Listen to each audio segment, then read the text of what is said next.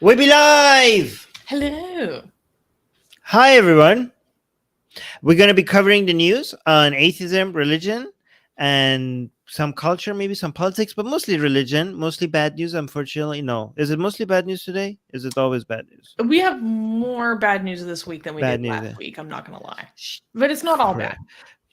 Guys, we do try. See, it's hard. An atheist channel covering news about religion is going to end up being mostly bad news, but we try our best to Susanna and the team, they go and they dig and as much as possible to get the good news. What countries are we covering today, Susie? Iran, Pakistan, Kenya, more from Iran, the UK, India, the US, and Afghanistan. Yeah. Afghanistan. Yeah, those are not very good countries. Usually we get bad news from a lot of those countries. Guys, but we don't want to depress you here. That's why we go and try to find some good news sometimes, right? And by we I mean Susanna and Dee and the rest of the team.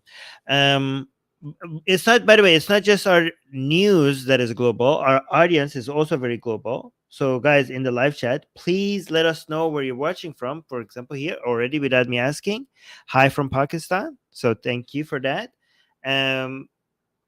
Oh, why India again? Yeah, it's India. So I don't know. Susie's connection just got cut. So I'm just gonna read the live chat before she comes back. Hello from Sweden. Hello. Oh, there we go. Susie's back. What happened? I don't know. It just timed out for a second. So whenever that happens, I'm just going to give it a quick refresh and come right back. Bread of Life is here saying, I like this new stream timing. Very convenient. Oh, thank you. Let me see. Where else? USA, Seattle, USA. And okay, guys, keep telling us. Huh? Happy Mother's Day, everyone, to all you mamas out there. No, I guess sad on Mother's Day. But yeah, happy Mother's Day, guys, from Norway. Look at that, amazing. So guys, keep the comments coming, and also super chats. Okay, so StreamYard has this new function where auto stars the super chats, so I make sure I don't lose them. Yeah, so we're not gonna miss any super chats anymore. So guys, does it automatically now? Automatically stars the super chats. Oh, why do I have the wrong branding on? Hold on, let me fix this. He didn't mention. Guys, if we don't have the right layers on, let us know. There we go. I didn't even Red notice. colored. Yes. So guys, we have 10 news items. Between each news item, we are going to read the super chats. So you can support us with the super chats and we'll read them. And also, if you become a YouTube member, we will read that as well. David Bender became a YouTube member. Thank you, sir. Thank you for becoming a YouTube member. So you can support us either by becoming a YouTube member or using the super chats, and we'll make sure. You also get access to our hilarious Atheist Republic emojis if you're a member. Yeah, member. Including, yes. If you're a member, make sure to drop some of the emojis in the chat. They're my favorite. Oh, look at this. Susanna, you look very beautiful with no makeup. Thank you. I mean, I have a little mascara, but thank you. And we're met. I don't know why I'm not getting any compliment. I don't have any makeup on, so you could say that. So you could compliment me as well if you wish, Rebecca. But we're matching. Oh. Look at that. Okay. All right. So I don't know how to transition to this first news, but yeah, this is horrible. Oh, look at this! You always look beautiful, Armin. Wait, Susanna, this is a jab at you. So I always look beautiful, but you look, Susanna, you look beautiful today. Okay, but for me, it's every day. It's every day. That's what Rebecca is saying. Yes. We know. We all know it's true. Okay. It's not personal. Yeah. Okay. Oh yeah. So No Man is testing the new feature, and yes, it automatically got started. I didn't start it. Look. Let's test the new feature. Yes, it automatically got started. So it goes into the start comments. So I'm not going to miss any of the super chats. Amazing. Wow. Thank you, StreamYard, for adding this feature. So seriously. That's great. All right. So let's change the mood, guys. Sorry about this first news. But we have to talk about this. This is really important. Yeah. All right. Sorry, guys. Yeah. First news. Okay. First news. 2 men executed in Iran for blasphemy against Islam. In a chilling and shocking display of state power, Iran has delivered its grim verdict on 2 men accused of blasphemy, Youssef Mehrad and Sadrullah Fazeli Zareh. The sentence? Death.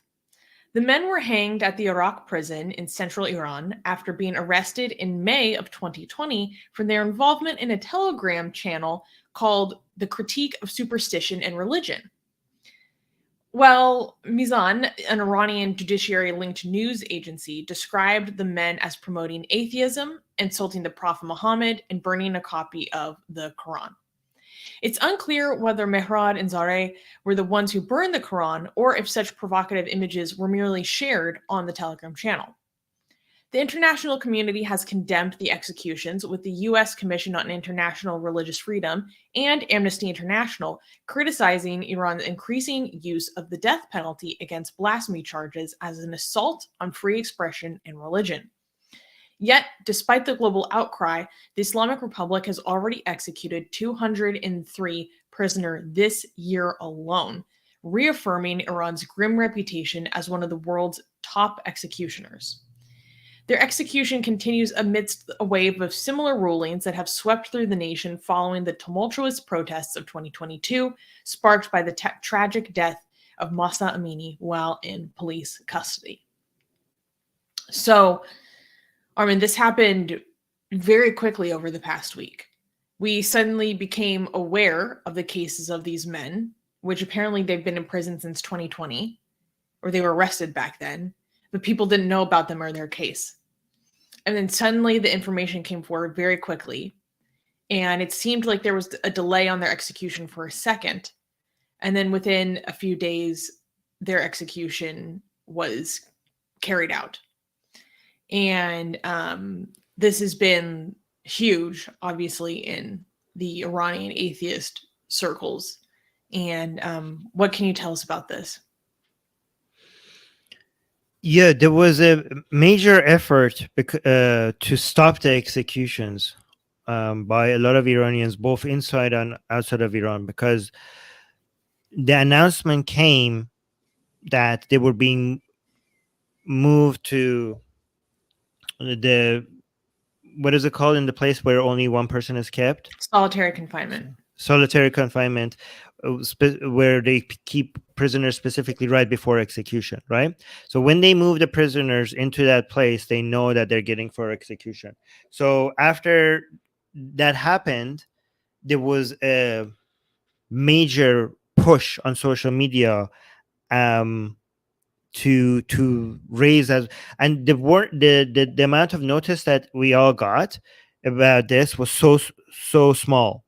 Like the announcement, first of all, we didn't even knew about these guys, which is a shame. Like, we figured out these people even exist 2 or 3 days before they died. So there wasn't any opportunity for mobilization to stop the executions. And guys, sometimes mass mobilization and international pressure works. It's not like there's nothing we can do. There is sometimes enough pressure would be able to stop the executions, right? We literally got Sohail Arabi's death sentence for the same thing commuted. Yes, exactly. It took years, but it happened.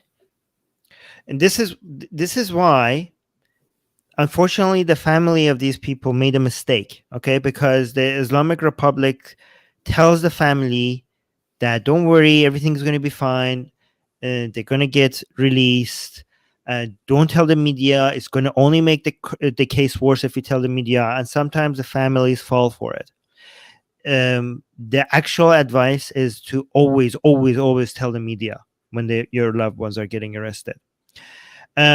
So there wasn't enough time, but even with the short amount of time that we got, there was a mass movement online and in Iran to go in front of the prison, and that initial push was enough to to change the date of the execution, okay, by 1 day, because there was so much pressure, and they did, but eventually they executed them.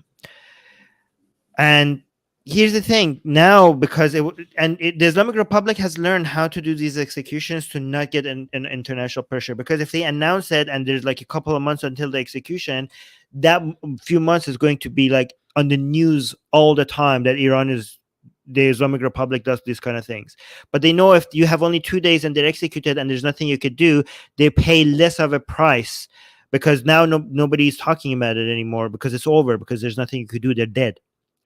So our job is to make this low price higher. So just because it's over, if we don't talk about it, then if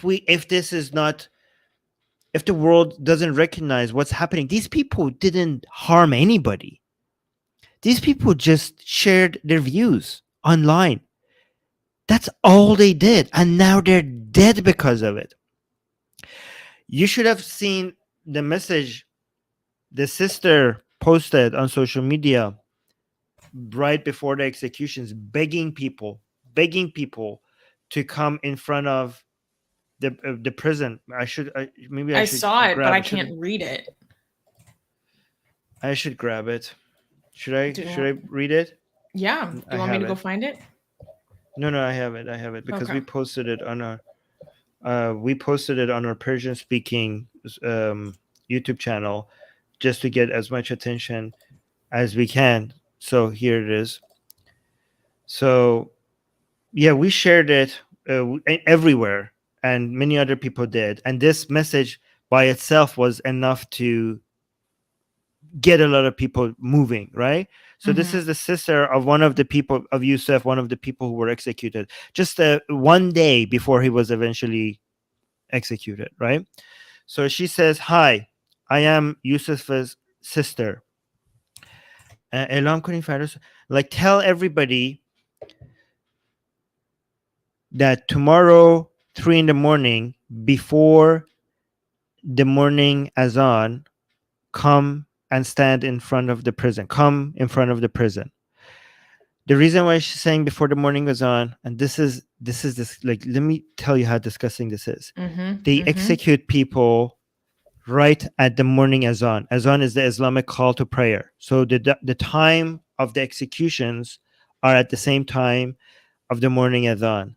I don't know. This regime is just trying so hard to make people hate Islam. Nobody, like, the shouts of the recitation of Allahu Akbar in the morning prayer is associated with these people dying, being executed, with the worst type of execution imaginable. I don't think any government in the world does a more brutal type of execution right now. Like, China has a lot of executions right now, but they don't torture you to death. In Iran, they hang you, but not in the same way that you see in movies, like in the Wild Wild West, where the door just opens under your. They don't break your neck. Yeah, so the way that you see in movies in the Wild Wild West, when they hang you, there's a trapdoor that opens under your feet, and you just drop, and your neck breaks, and you die right away. They don't do that in Iran. They put they put the noose around your neck, and they lift you, so you slowly die. You slowly suffocate to death. The pressure on your neck is so high. Some people chew out their own tongues. Okay, some people have taken so long to die. The doctor comes and keeps checking whether you still have vital signs. And if you still have vital signs, they go away and they leave you there until the doctor confirms that you're dead. And some people have lasted for so long. So she continues, "To Khoda, ma dast be hame chi zadim, hichi nashad." It's like, please, we tried everything, nothing works. Like, farda qabl az azan گفتن تموم میکنن. Like, they told us that tomorrow before the azan, before the morning recitations, to the call to prayer, the azan, they will end it. مردم کمکمون کنن. like people tell people to help us. ما الان راه افتادیم عراق. We are heading towards the Iraq prison, the prison. Like صدای ما باشید. هر جا میشه اعلام کنین بیان. Like she says, please be our voice. Say this anywhere you tell this anywhere you can. And as you know, it didn't work. It didn't work, and now they're dead. They're dead.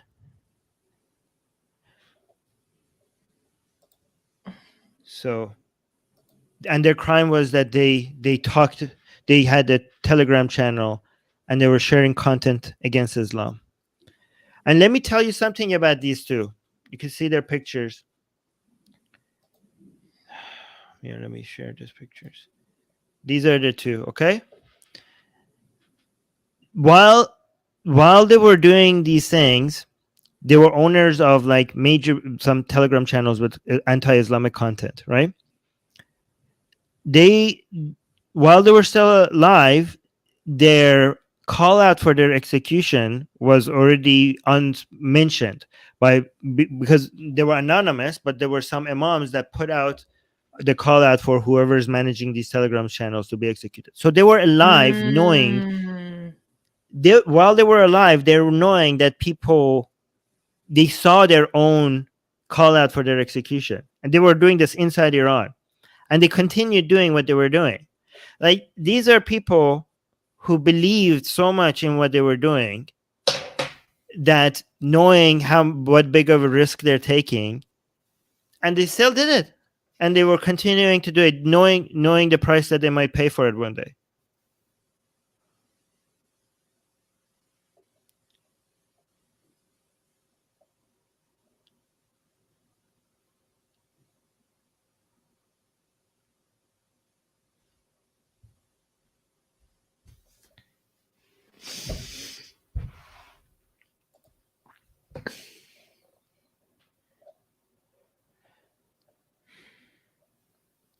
Sorry, it makes me really emotional when you put it like that, because, you know, I think about all my friends that still live in Iran, like that I talk to in our Atheist Republic community and on our Discord channel and stuff, and it's just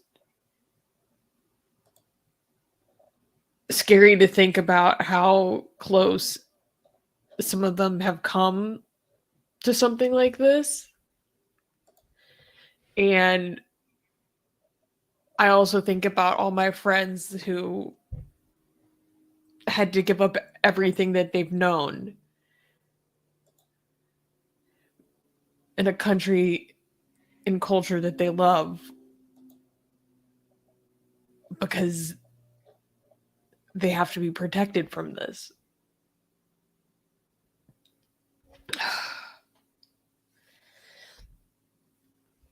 It was interesting though, Armin. I feel like this, I don't know, I could be wrong. I feel like this execution or these executions, I got the sense that it kind of hit you a little bit differently than, I don't know, some of the other stuff that's been happening, because when you told me that they actually carried out the execution, you basically used the phrase like, they took two of us. Yeah. What do you think it was about this that hit you differently? I haven't seen you react like that in a long time. You know, I rarely feel tribal, you know? Yeah. But, I got a sense of, I got a sense of how it feels to feel like somebody that is part of your movement, you know?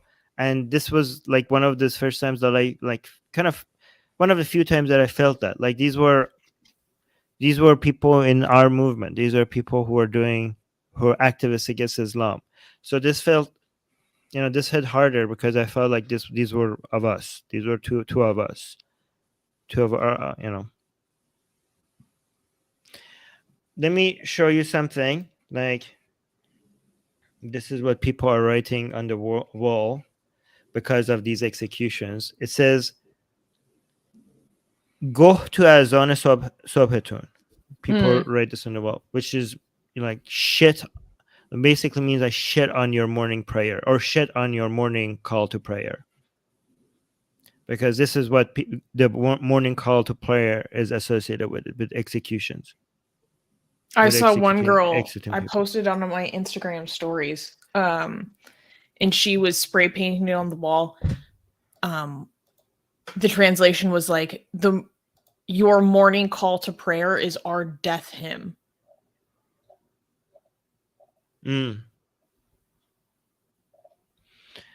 Yeah. And in response, there were a lot of people who, including myself, who started desecrating the Quran.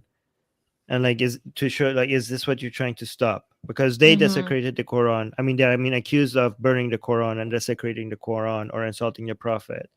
So in response, there was a major response of many people who come out and like burn the Quran, flush the Quran down the toilet. I don't know if you want to see the reaction of people.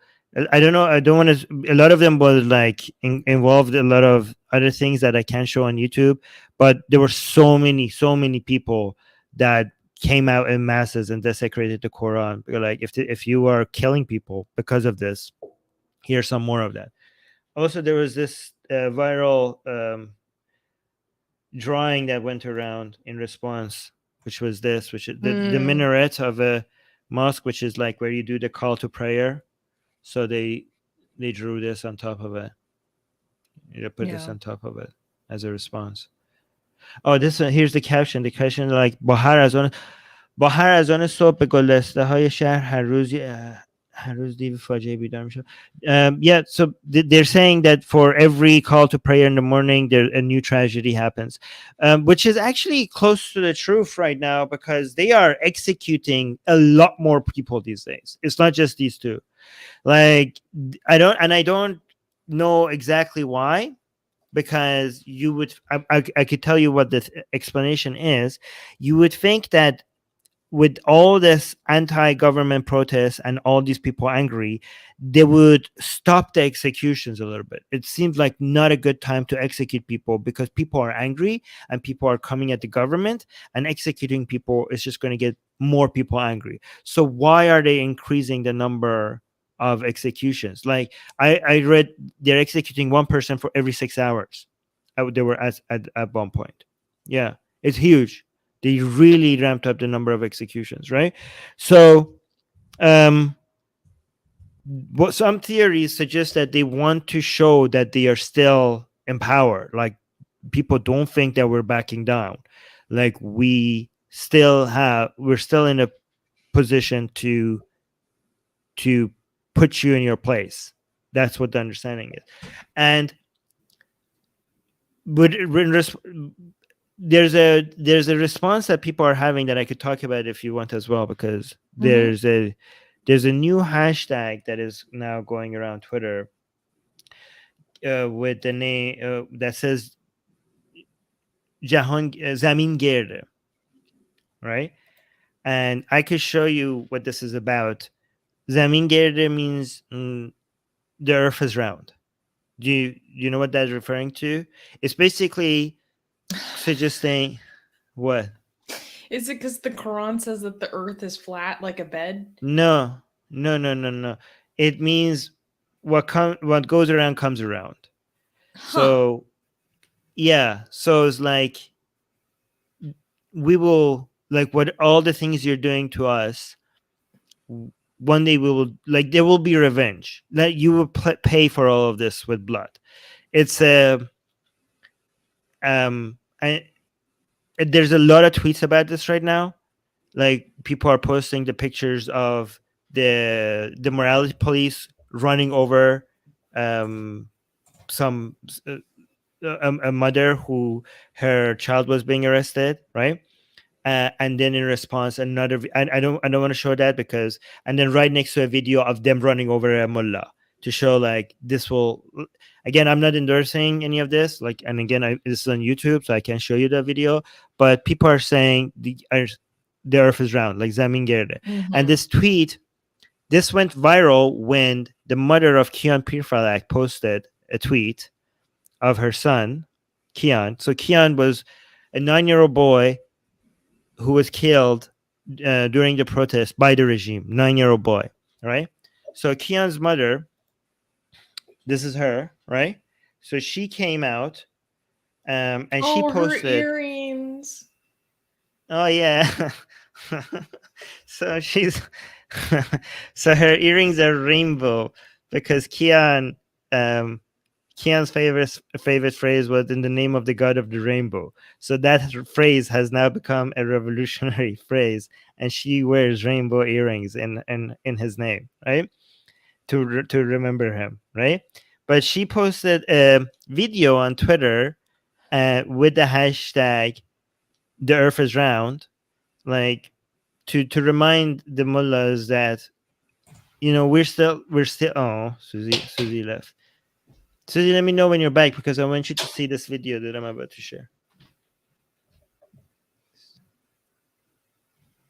Susie?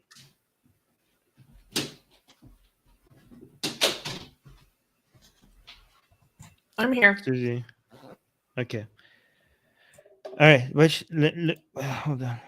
So yeah, here. So this is the one on the right is Kian. So she posted this with. Let me unmute this. Oh. Hold on one second. آیا واقعا زمین گرده؟ So she posted this with the question, is the earth really round? Like basically asking the people the question, will you get the revenge for my son? So like asking, so it's an indirect threat. Is the world really round? Right? So here's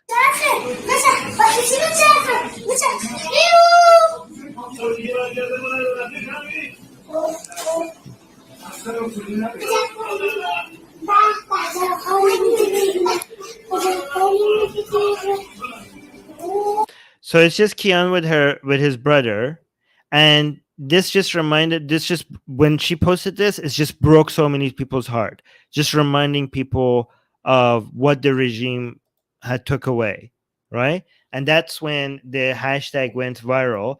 And let me actually show you maybe a drawing that, oh, here, actually, this is the drawing that maybe represents what they're talking about when they're saying, is the earth round, right? So basically what goes around comes around.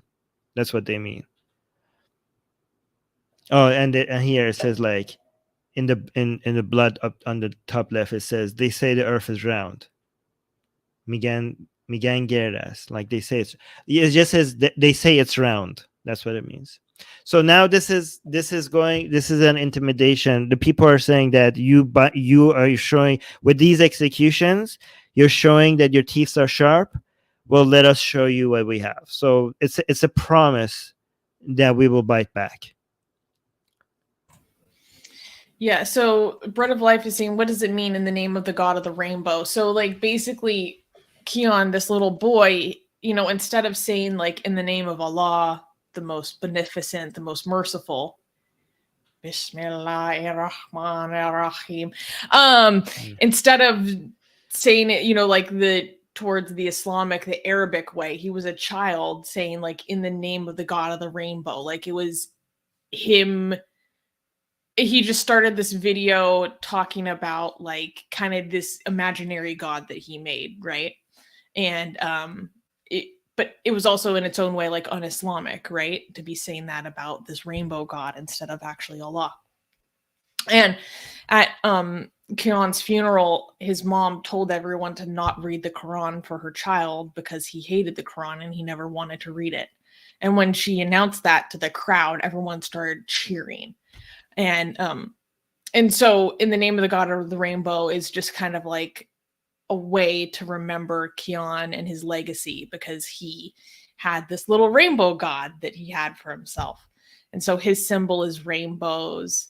And so people make a lot of art with him with this rainbow or this little boat invention that he made since he was into robotics and technology and stuff.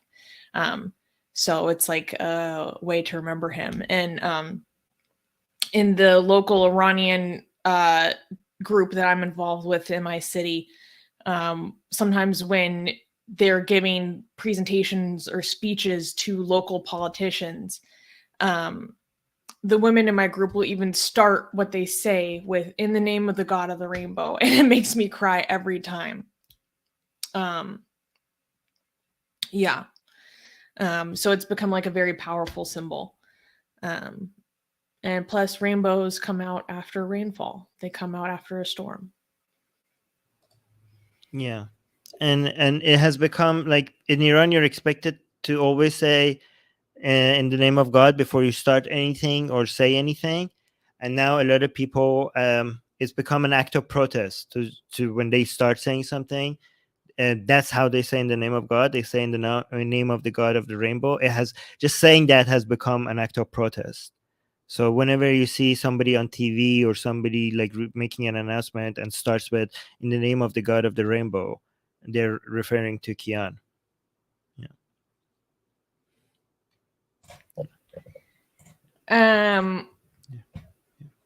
Yeah, I'm sorry that we had to start off the show with such a heavy note, but it's really important that we talk about it. And remember these two men, Yusuf and Sodrullah, who were taken from us,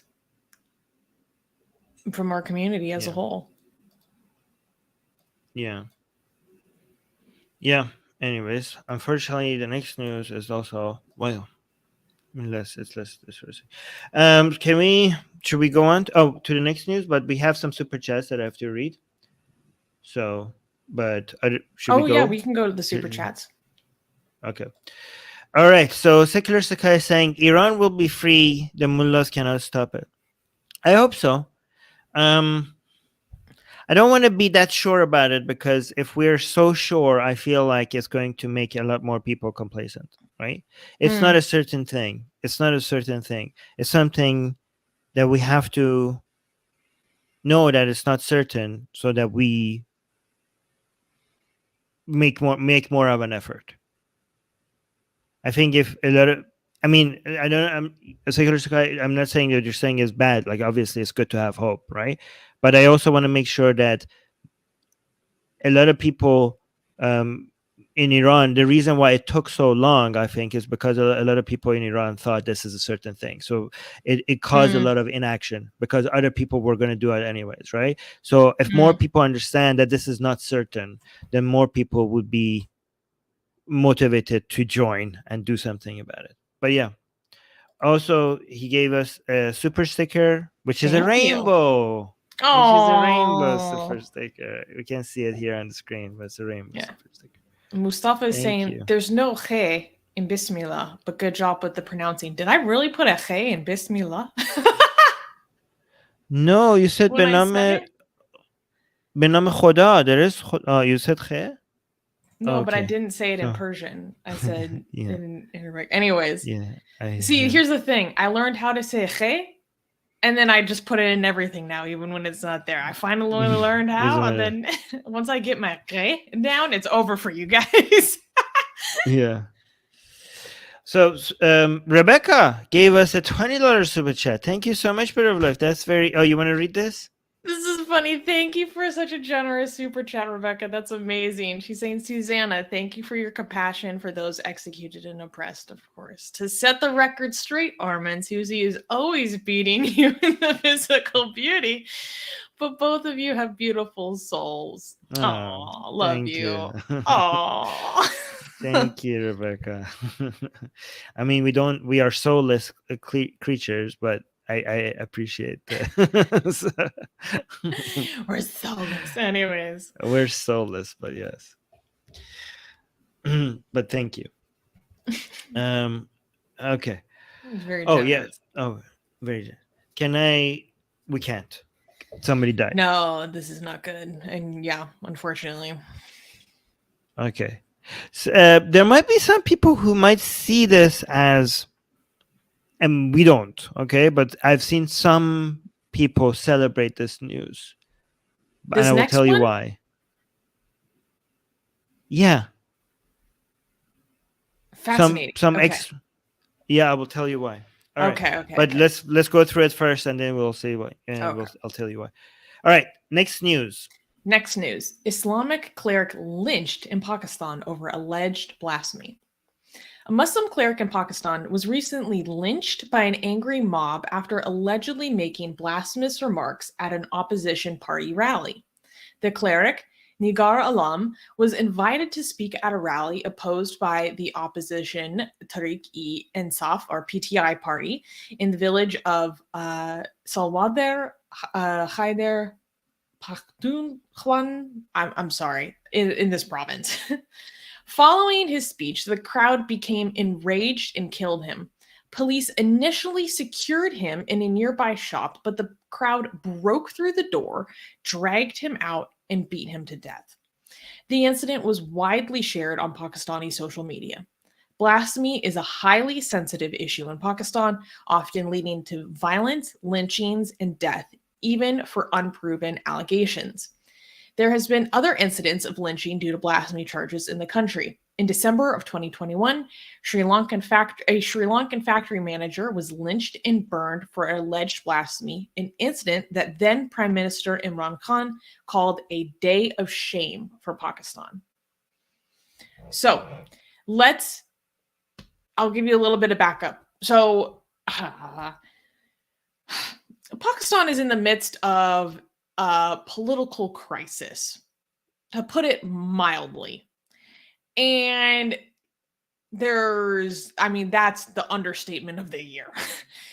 And there was a rally that was happening for the opposition party.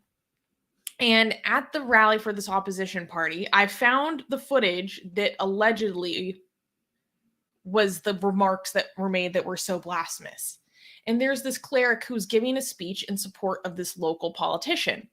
And he basically says something along the lines of like, this man, this politician, for us, he is like the rank of the prophet. Or he's saying like, we're not making that claim, but like other people have said this or whatever. And then he like tries to backtrack because the crowd starts to go like, whoa, whoa, whoa. And the politician is standing next to him. And when he says that, the politician like raises his hand and like waves him off, like tries to stop him. Like, no. Don't put that on me, bro. Do not put that on me. But I can show it. Yeah, it's not that one. It's farther down. I know. Yeah, here we go. So he kind of like makes some comparison to being of the rank of the prophet. It's kind of weird. And then that was apparently the remark that set everyone off. How can I get to this tweet? Okay, there we go. So here. Wait, we don't see this. It's on the wrong tab. Oh. There we go. There we go. All right, so he said this in a crowd, and he died brutally hours after he said this. Okay, this guy is a respected mullah, and he's saying something in front of a crowd, and he doesn't know that the words that he's about to utter is going to make him die in the most aggressive way. Okay, I just did a recording with Harris Sultan, and he showed me the video of how he died. Mm-hmm. Okay, which I can show here. Oh, hell no. And it's horrible. It is disgusting. It is a slow and miserable and painful death. And only because of dozens and dozens of men curb stomp you. Yes, like imagine one guy and there is a giant mass of people around you, all of them desperately wanting to get the chance to be able to hit you as well. Like they don't want to miss. Imagine people are just wanting to not lose this opportunity. Somebody insulted the prophet, and this guy is a mullah. This guy is an Islamic mullah, and he just spoke a little bit out of turn, and all of a sudden you had a giant mob of people who was just hours before were respecting you as a religious figure, and now they all just want to kill you, and are like, I thinking that I can't let this go. I have to make sure that he doesn't die before I also participate. Think about the mindset that this guy insulted the prophet, and I have to be able to, like, I hope I get a chance to get my head in there as well. And the guy's body is just floating there, and there's a giant mob of people, every single one of them trying to get their head in. Okay? And all of this, like, going from a respected mullah to all of a sudden a blasphemer that needs to die because of this 30 seconds. 30 seconds of saying the wrong thing, and that is your fate. That is how you die. Well, let's see what he said. Did he insult? Did he make a joke about the prophet? Did he insult him? Let's look here, okay? Do you want to read it, or do you want to read what he said? I will play. Should we pause it, or just you could turn the audio off and I can just read it all the way through? I think that might be better. Well, I mean, you want to see get a little bit of the audio. Oh yeah, because then you hear the crowd react too. Okay, so it starts off with saying, I can't say anything else to you.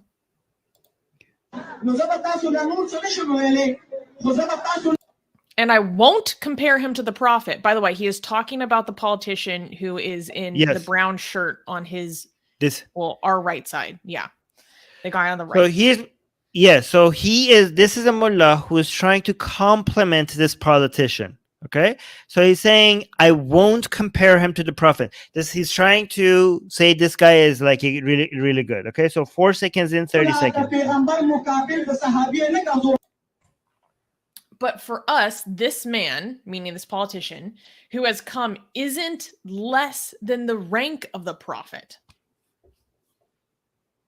Yeah. And then watch the reaction of the politician immediately. So the politician hears this, and he's terrified. Like, what are you doing? So guys, this is the insult. First of all, he said, I don't want to compare him to the prophet. And then he said this. I won't. And now the politician, this is a mullah, okay? And the politician realizes that you can't say this. You can't compare me to the prophet. This is not a compliment you want to make. Look.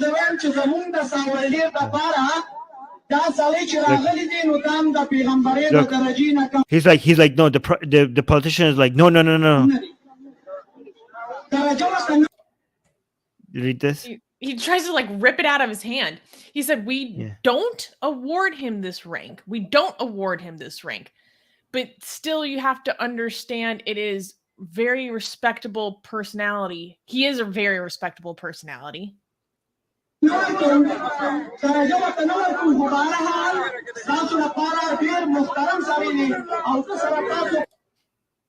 And together with him, you should start, and then it just goes inaudible because you hear the crowd.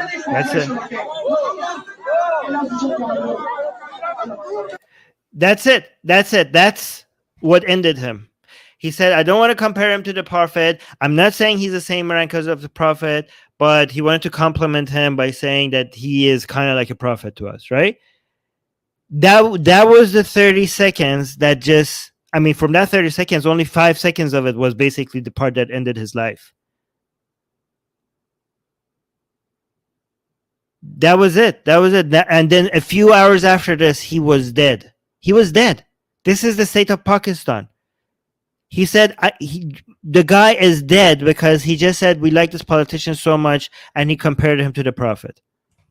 Except, not. He said, I won't compare him to the prophet, but he is as if he has the rank of the prophet.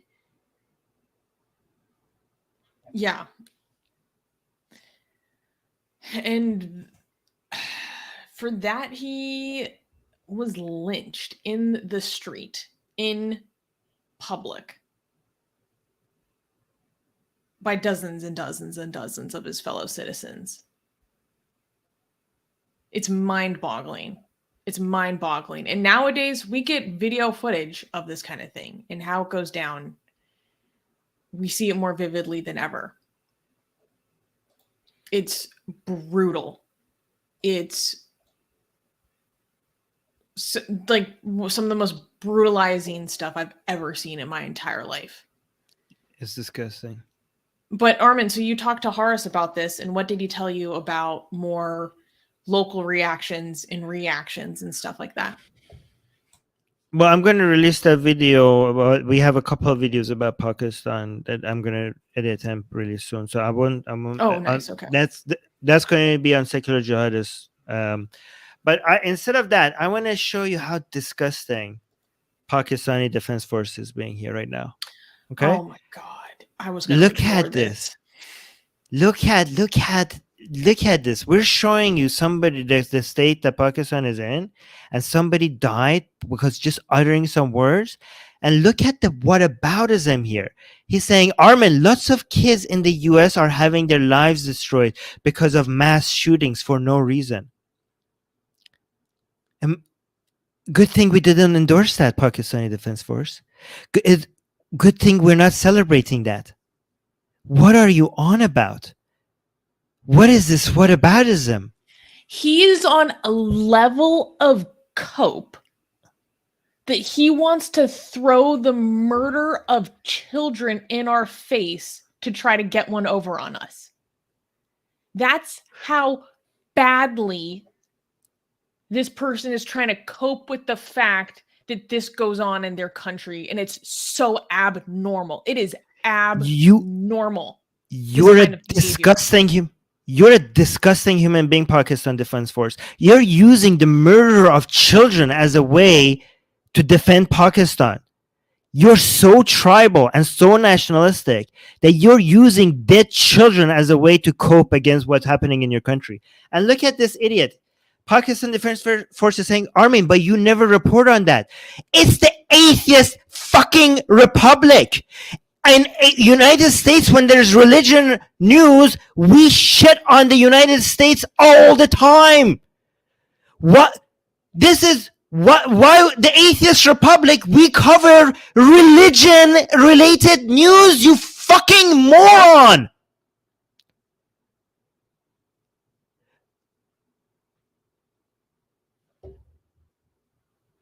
We have said so many things against the U.S. about how many times we shit on Republicans here when it has something to do with religion, about evangelicals, about conservative Christians in the U.S. We do that all the time, you moron. If there is a mass shooting that does have a religious angle, we talk about it. Most of them don't. So we don't talk about them because that's not what we're here to talk about. But when they do, we cover it. Look at this idiot. You know what? I'm going to block you because of this. He said, wow, calm down. Yeah, you throw the murder of children on my face as a way to whitewash what's happening in Pakistan, and you're telling me to calm down? You must not actually give a fuck about what happens in your country. If in response to something as gruesome, drastic, and barbaric as this is to try to point the finger at other people, that means you don't actually have the best intentions towards your own freaking nation. Okay, because if this is happening in my nation, it's a time to freaking have some critical reflection. Because I want better. Because I genuinely want better. When stuff goes down here, I have critical reflection, and I say, you know what? We could actually do better. Let's actually have some, self-reflection and to see how we can improve. Because this is intolerable. And so I want to do something about it. I don't point to other people. What am I, a loser? No accountability? What the hell? Here's the thing. So he's saying I made a mistake. Okay, Pakistan Defense Force. Okay, we're not anti-Pakistan. Okay, but every country has its problem. Okay, it's not just Pakistan. When we cover Pakistan, okay, we're not making the case that Pakistan is it's the only country with problems. Of course, United States has problem. I'm from Iran. I shit on the problems on Iran all the time. Do you think I'm anti-Iran because I shit on the Islamic Republic? Okay. We want the best for Pakistan. We want the best for India. We want the best for Iran. We want the best for United States. But part of wanting the best for country is highlighting their problems. If we highlight the country's problems, that doesn't mean we're against them. We're actually for them. If you love Pakistan so much, you should be wanting more people to highlight the problems, because that's how they get better, by highlighting the problems of every country.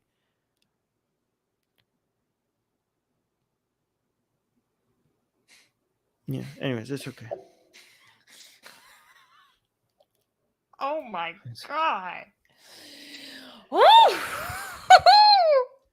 That's so wild. That's wild, bro. Oh my god. Okay, so before we started this segment, you were going to say that there were some people that were celebrating this, and then you didn't illuminate. So please tell us what you meant by that. Okay. So this mullah who died, he was actually, according to Harris at least, okay, he was somebody for executing blasphemers. Right? So some people, again, not us, nobody deserves to die like that. Nobody deserves to die for what they say, period. Yeah. Even if it's something that disgusting, okay? But we saw some people, right? Like some apostates were like, well, this guy wanted other people to die for speaking against the prophet, and now the same thing happened to him, right? So they're like karma and all that stuff. Again, that's not guys. No, that's I want to make sure that we don't promote that kind of thinking. Okay, even the most vile and disgusting thing somebody could say is, people are a product of their environment and socioeconomic conditions. People, even the most vile people in the world, deserve to be happy. Okay, if the judicial system, if we defend punishing people and imprisoning them, it's not because we want to, when they do something, a crime, it's not because we want to see them suffer. Like, I want us to practice not wanting to see other people suffer, even when it's hard, right? If we punish people, it's because we are trying to remove them from society, so where they can't do more harm. But it's good practice to not enjoy other people suffering, even when you think they deserve them. It's good to be like that. It's good to be more like that, even when it's difficult. But don't ask that from other people, like I'm doing right now, because just try to do it for yourself, because sometimes asking that from, it's not justified. If somebody lost their child because of like a murder, like don't ask for that when it's personal. Okay, ask for that when you're a few steps away from that. Like, so if somebody, so again, it's no, don't be a Christian, what I'm saying, where they want you to forgive everything and everybody, even when somebody comes and murders your child. Okay, that is insane. Okay, be forgiving, be loving, don't want people to suffer, but not as far as a Christian. That's what I'm saying. Sorry, I knew Rebecca was watching, so I had to say that. I love Rebecca, though. Oh man, why do you have to take digs at her, man? Because I know she can Christian. take it. Yeah. Rebecca has a good sense of humor. Yeah. Oh my gosh. So I have some comments I wanted to highlight. So Young Atheist, one of our members actually in Pakistan, said mob lynching for blasphemy in Pakistan has now become really common. The government does not have food to feed their people, so they use religion. Suha is saying hashtag blasphemy is not a crime. Screaming from the rooftops. Still true. And Young Atheist also continued. He said the mob beat him to death and then beat his dead body after that. The video is horrific. It is so bad. It's insane. Have you seen it? I saw a version of it where it's, blurred, so I can't see it in high definition, but you see enough, you can tell 100% what's going on. His head was smaller because of the amount of stomping on it.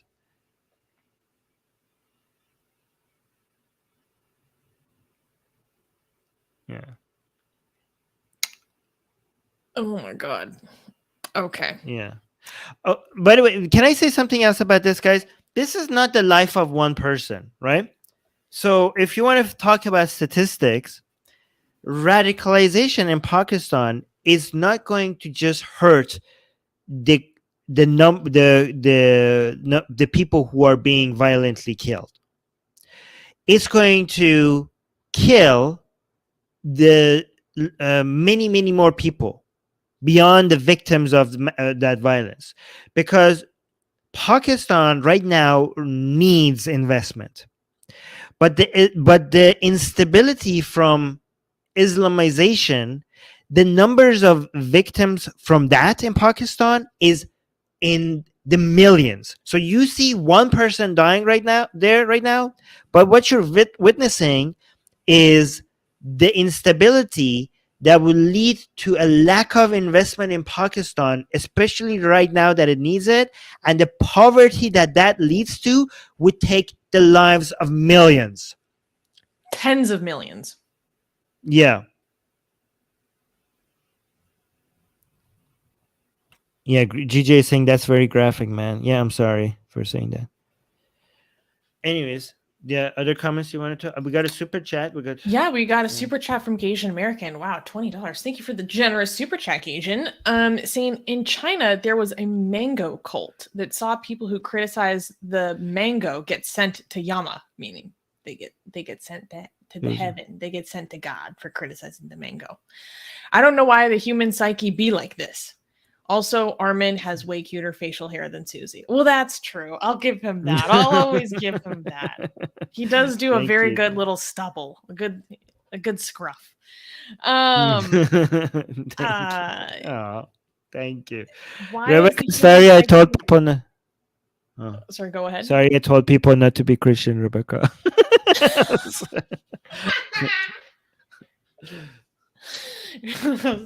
Rebecca, I'm sorry. Why is the human psyche like this? Because we are inherently tribal, because we need it to survive in the hellhole that is the planet. Asian American always brings us the weirdest facts. Yeah. Random weird facts. Yeah. Thank you, Asian American. Good to know. Oh yeah, we got membership gifts. Thank you. Who gave membership gifts?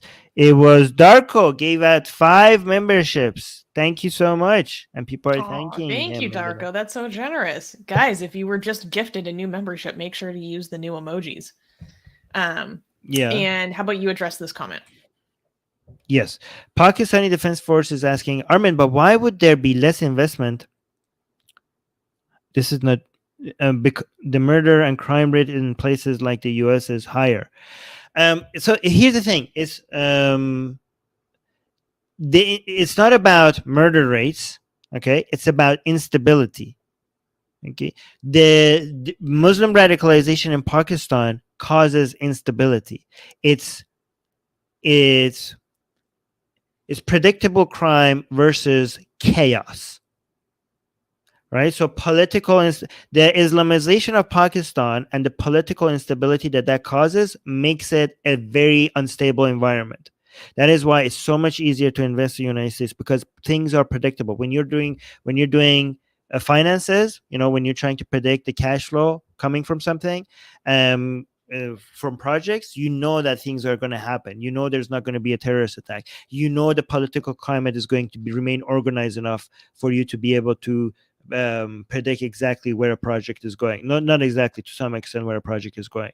By the way, is it true that murder rates in United States is higher than Pakistan? Because I don't know, I have to check, but I wouldn't be surprised, because at least in some places in the United States the murder rates are very, very high. But again, I don't want to just assume, but again, if it's true, I wouldn't be surprised. It's completely in line with my views of United States crime rates. But again, I just don't want to say that no, it is true. It's completely in line with my view of the United States. Yeah, it is. But that's not that is very...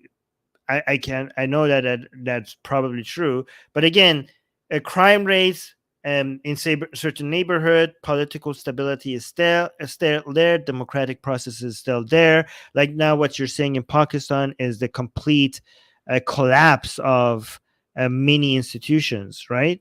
Civil And again, society. you could, yeah, and you can see this is why people are allergic to investing in Pakistan, but not in the United States. Yeah. Yeah. I just wanted to look Hey, it up. you're not. Here's the thing: you're not listening. Pakistani Defense Force saying Armin, Pakistan will never collapse. I said many institutions. I said the collapse of many institutions. I was careful how to use my wording. Oh, we don't need investment. Okay, you don't need investment. You're delusional. Sure, buddy. You're You're delusional. Sure, delusional. buddy. You're coping. You're coping. You don't need. You don't need investments. Everybody needs investment. Every Everyone, country what needs are you investment. talking about? The most prosperous need investment. Oh my Jesus. Every country needs investments. You are delusional. Oh, we We got another super survived chat. thousands of years without investment. Oh my god. Okay, I just need to turn my brain off for a second. Sorry. You're delusional. How old are you? Oh my god. Okay, GJ is saying about Pakistan for 20 years, Pakistani Pashtun, yeah, Talibani were militant Muslims in Afghanistan. Are Afghani Pashtuns now in full force a militant Islam problem or on Pakistan's side of the border? So here's the thing: the Taliban and a lot of other Pashtuns don't recognize the border between Afghanistan and Pakistan, right? A lot of them see the Pashtun people in that area as one people, and a border came between them that was drawn by the British and separated them. So they're like, why are we, some of us in Pakistan and some of us in Afghanistan, and we're separated? So this is a very difficult thing because the border integrity between Afghanistan and Pakistan is constantly challenged. And now because of the existence of Taliban, which is a Pashtun force, which is now a militant, the most powerful militant force in Afghanistan, that border integrity between Pakistan and Afghanistan is being challenged even more, right? So we have a country where there's at the brink of economic collapse and political instability, and at the same time we have movements within Balochistan of Pakistan and the Pashtun part of Pakistan constantly trying to challenge the border integrity. So the Pashtun problem is not just a Afghanistan problem, it's definitely a Pakistani problem as well. And a lot of these people see themselves as not part of Afghanistan or part of Pakistan, but as the same people, just divided by a border. Did that answer GJ's question? I hope it answered it. You're muted. Oh, I was going to say it made sense to me. Yeah. All right. I am going to bring up this news, but I'm going to go quick. I'm going to put you on screen only, and I'll be back. I'll be back once you finish the intro. Oh, I mean, I'm just going to put you on the. Okay. Can we clap for this though? Oh no. Not really. Okay. This is an update for a story we covered a little while ago. All right. Don't say anything until I put you on screen, okay? Next news. Kenyan cult leader linked to hundreds of bodies found in mass graves. Kenyan pastor and cult leader Paul Mackenzie is currently being investigated for the recent discovery of hundreds of bodies in mass graves near his church and farm in Shakohola Forest, close to the coastal city of Malindi. This development comes after Mackenzie's previous arrest for allegedly promoting self-starvation among his followers as a means to encounter Jesus Christ, resulting in 8 fatalities. The death toll related to the mass graves has now reached 201 as of May 12th, with victims spanning various age groups and causes of death including starvation, strangulation, and suffocation. Disturbingly, some of the bodies showed signs of organ removal, indicating potential organ harvesting. The incident has caused widespread outrage in Kenya, with the Senate Speaker raising concerns about the failure of intelligence systems to prevent such a crime. In response, President William Ruto instructed a judicial commission to investigate the deaths and review the country's regulations regarding religious organizations. Meanwhile, Mackenzie, who has not issued any public statements regarding the allegations, remains in custody while investigations are ongoing. So I wanted to cover this because we talked about this a few weeks ago, and then so much more information has come out since then. And this is probably the worst cult disaster that has happened in the past 20 years. The last large cult related mass death that happened was in Uganda in 2000 or 2002 or something. This, and there were 700 people that died. And before that, it was only since the 90s that we saw mass kind of cult deaths like this. So when last time we talked about this on the show, what had happened was that there were 15 people that were taken from a cult compound and taken to the hospital because they were starving to death. And 4 of those people ended up dying. They didn't make it, right? And a few of those people were children. I think 2 out of those 4 were children. And then, so we talked about that and talked about what happened. And then since then, they've gone into this compound to go investigate and see what the hell's going on here. And it is exponentially worse than anyone could have fathomed. And so I listened to a really well done podcast from Al Jazeera yesterday where they go and interview some of the people who were involved in investigating this. And it gave me a lot more detail than was provided in a lot of written media. So what had happened was that there was a mother, this is based on what I remember, there was a mother who was looking for her son. So with this cult, there were a lot of people that were separated from their families. Maybe there's a wife that joins the cult and then she takes all the children away from the father and then they all go live on this compound and then the dad is looking for his kids, right? So there was this mother who was looking for her son and she thought that he would be here for whatever reason. Actually, I think she had a couple of children that were on this compound. And they go and they look and they find this boy. And then they also find a bunch of these people in a really bad situation, right? And the boy is able to lead investigators. The person in the interview called this boy a hero because he remembered he could lead them through the forest, through this very dense bush, and show them exactly where all the mass graves were. And the investigator was like, this is the most traumatic thing I've ever seen. Just bodies and bodies and bodies just covered in sheets, just in open mass graves. And there are whole families, entire families all together in these mass graves. And basically that's how this all started to unravel. It all started to be, everyone was raise the alarm, what's going on here?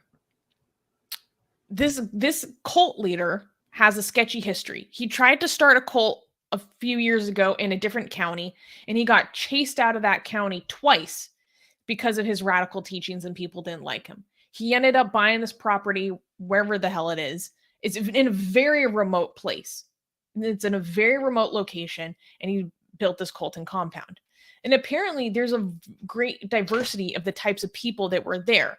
The investigator said that he assumed there would only be rural people who were involved in this kind of thing. But he said there were actually like former air stewardesses and people from the security defense forces and stuff like this.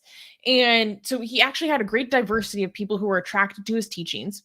He spoke against education. He was explicitly against education. He said that people only needed to learn the Bible as education. He was against worldly education, which is actually very similar to what Jehovah's Witnesses say. And he would just, apparently he is very, very, very charismatic. The investigator said to the reporter, according to his colleagues who interviewed him while he was arrested, they told him, if you spoke to him for 30 minutes, you would join. He can be very, very convincing in whatever reason. And we don't understand why yet, but he said that the end of the world was coming in like June.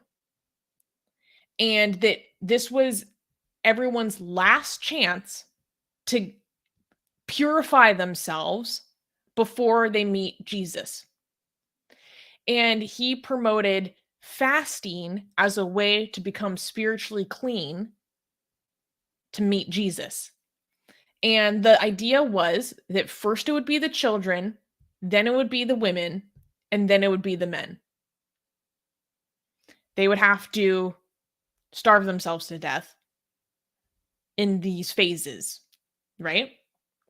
So far, a lot of the victims that they've found so far have been children. And the investigator was talking about how he could not comprehend how mothers could be convinced to starve their own children to death. And the investigator that they interviewed said that there were people that when they tried to go to this compound the first time, they found some resistance, and the members started to assault police. That pissed off the police, and they came back fully armed and took over that compound. And the members were fighting to stay. They didn't want to be saved. They wanted to stay. And when some of them were brought to the hospital, you can't feed them real food right away. It'll hurt them. So you have to give them like glucose and stuff, right?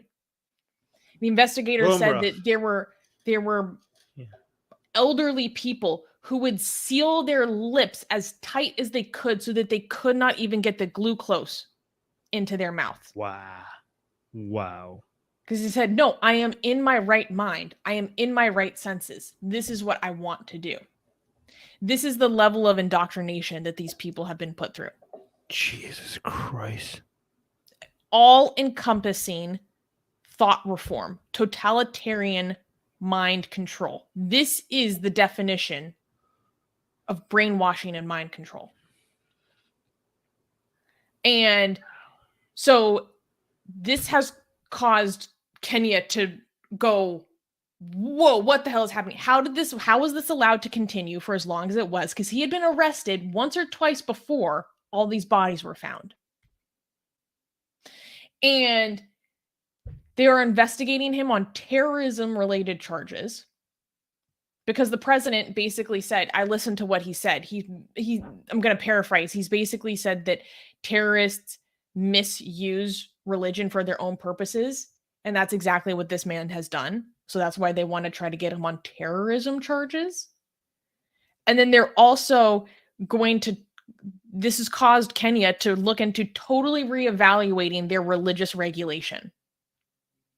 They want more religious regulation after this because they said, like, to be a pilot, to be a teacher, to be a doctor, you need a license. In Kenya, you do not have to have any qualifications to be a pastor. They're saying you should have at least like a theology degree or something to be regulated to be in this sort of position. Right now, there's nothing. And apparently, cults are like very common in Kenya. As I was doing research, that came up over and over again. That like, yeah, Kenya is a highly religious society and there are a lot of cults. I did not know this. So this has caused, a massive moment of self-reflection and like, what can we do to fix this so this never happens again? Because they've never seen anything like this. Right? Like, this is, I just gave you the most recent update. When I was researching this, we had numbers as of May 9th, which was like, I don't know, like 130 bodies or something. That's already insane. As I was researching, I went to go find the latest news. As of like the day before I was researching, it got bumped to 200. And wait, I didn't even say the craziest part. There are 600 people still missing. 600? Still missing. Like, it's mind-boggling. Right? How? Like, how could, like, what is happening, like, in Kenya? Do they not keep track of things? How could this go on, like, 200 people just like died like that, and people just noticed now, and now 600 people are missing. Like, do they have no like? What? I don't know. I really don't know. I mean, when the investigator was like asking them, like, how could he be arrested for children dying beforehand, and then he was released? Like, how was this allowed to continue by the authorities? And he said that what had happened was Kenya's dealing with a really bad drought, and so a lot of people have been dying because of the drought. And so when those initial people died or children died, that should have, raised the, 5-star alarm, whatever. But it didn't, because they're like, oh, well, maybe they died because of complications for the drought. So it didn't raise eyebrows the way that it should have until it got as bad as it got. Right? imagine being a child and you're hungry and you want something to eat, and your own mother is stopping you from eating. Imagine you being a mom and your daughter, little baby boy or little baby girl, telling you, "Mommy, I'm hungry," and you're just like not feeding them. You need to meet And Jesus. yeah. How do you break someone's mind like that? I mean, it's there are systematic ways that any single one of us could be broken down like this. I still can't understand how somebody could do this with 200 people, and only after 200 he gets caught.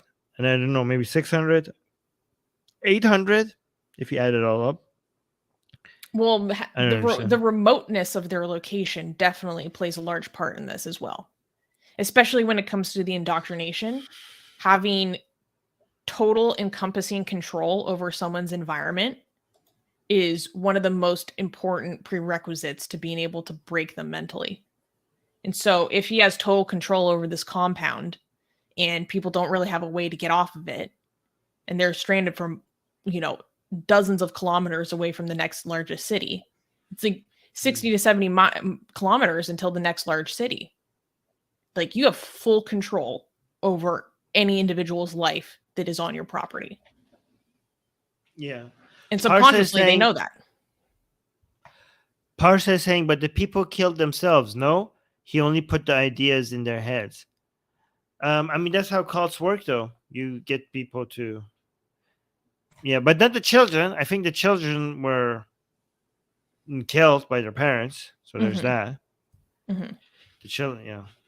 No, people don't understand that it's like, if you are broken mentally, which takes time and certain criteria of what's happening within your environment, and we can be broken down to do anything like this and do it of our own volition. This is the thing. When the authorities came, the members were fighting to stay. They were fighting the authorities to stay. They're saying, I am doing this of my own volition. And that's what makes indoctrination so confusing to people, right? Because they show up and they're like, we don't want to be saved. This is I'm in my right senses.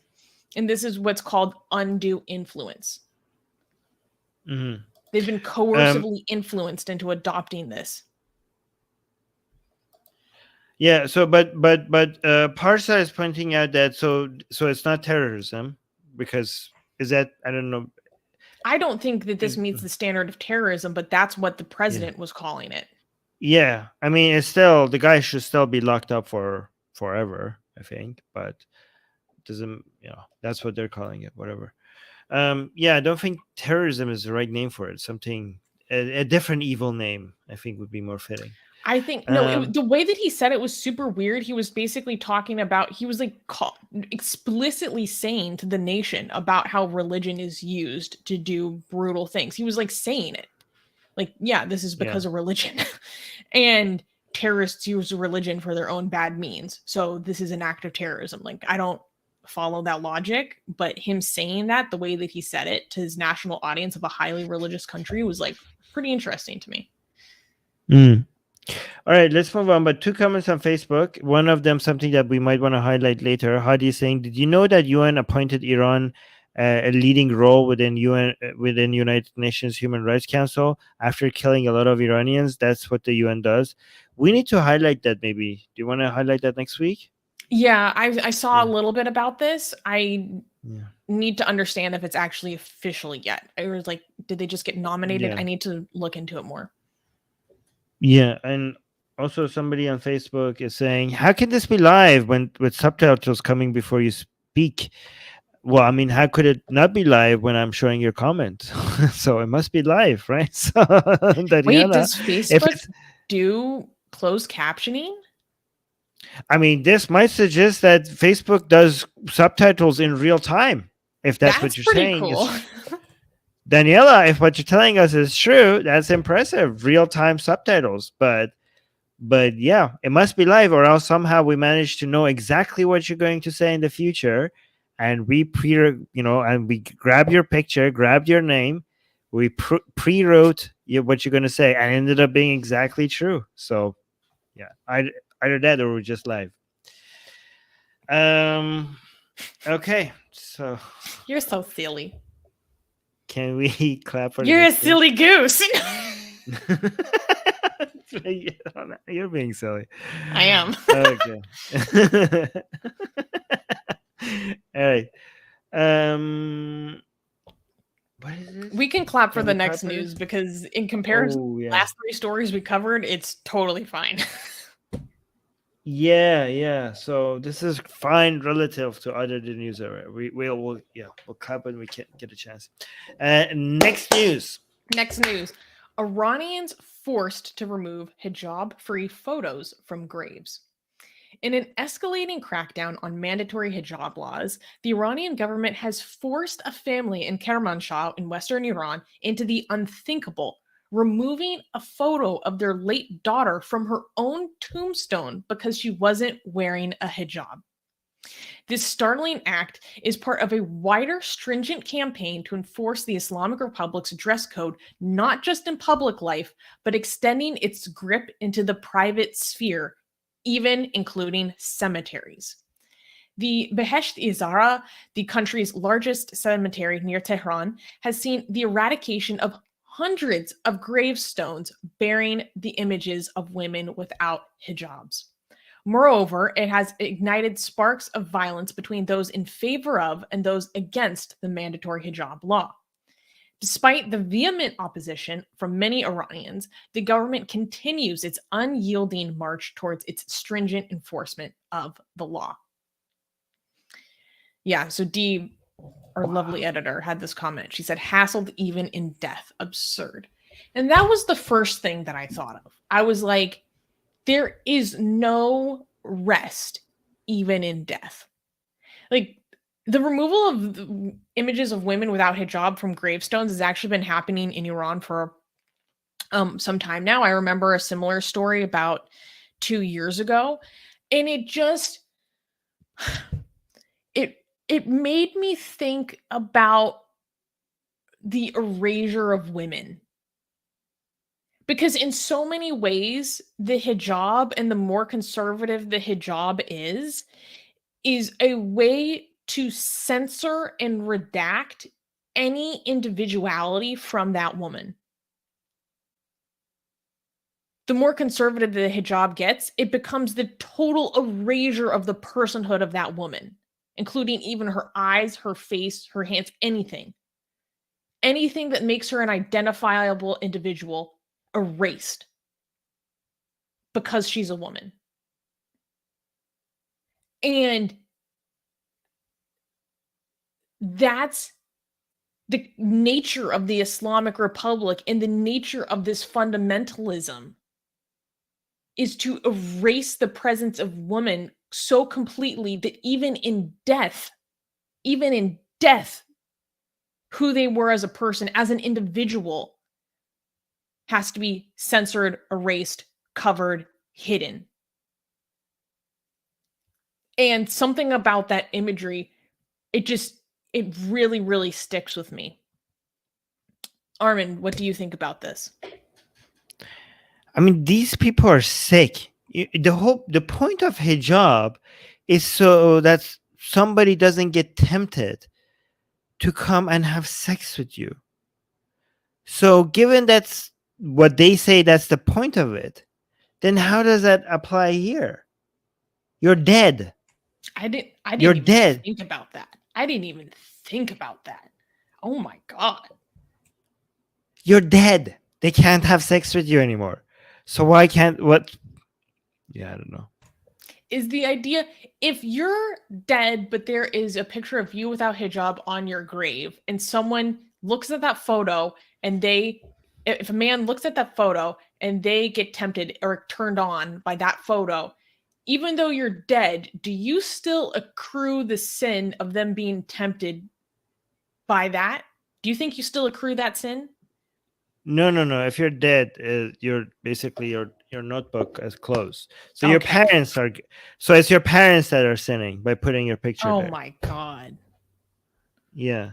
So the mother who lost her daughter, if she puts the picture of her daughter without a hijab on the tombstone, if people in a graveyard passing by and see that picture and they get horny, so they're basically doing the mother a favor, the family a favor.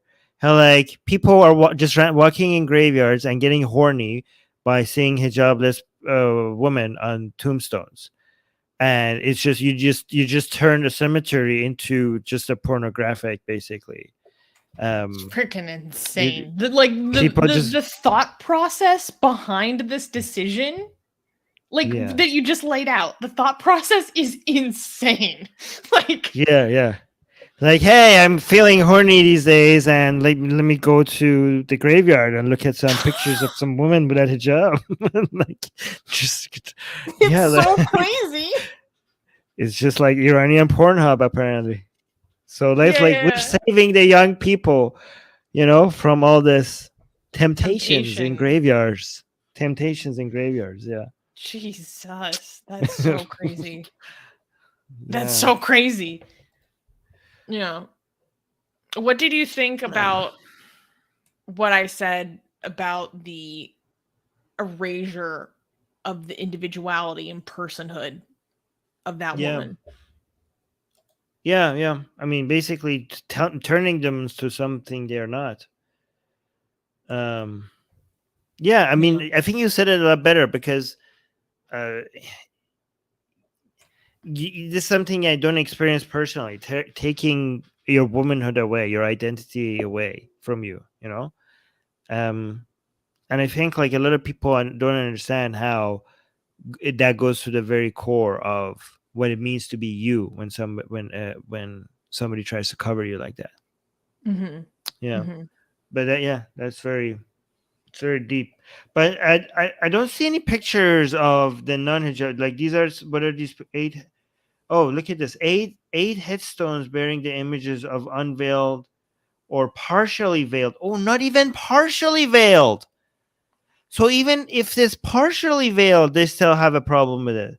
Women have been removed from Tehran's largest cemetery as part of a crackdown on so-called bad hijab in Iran.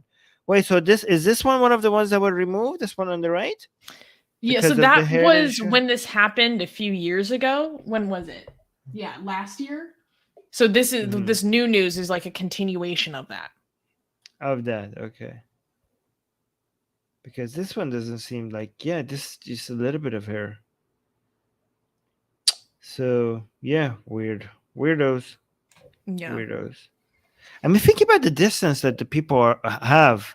Oh, by the way, do you want me to give you something I tweeted about what the civil disobedience about hijab people are having Yeah. in Iran? Do you want to see that? I made that. I'm proud of this video I made. I made a collage. Oh, by the way, the Freedom from Religion Foundation celebrated that. So like, I Hey! made a collage of the civil disobedience in Iran on people removing their hijab, and the Freedom from Religion Foundation quote tweeted that, saying, "These are such hopeful images out of Iran. Thanks for sharing, Armin." I just, this is the Freedom Guys, from everyone Religion go Foundation. support FFRF. They are the Yes, best. yes. And they're also very And okay, nice in person. yeah. So let me share the images. hold on. Let me pause it so I could do it with audio. You have it?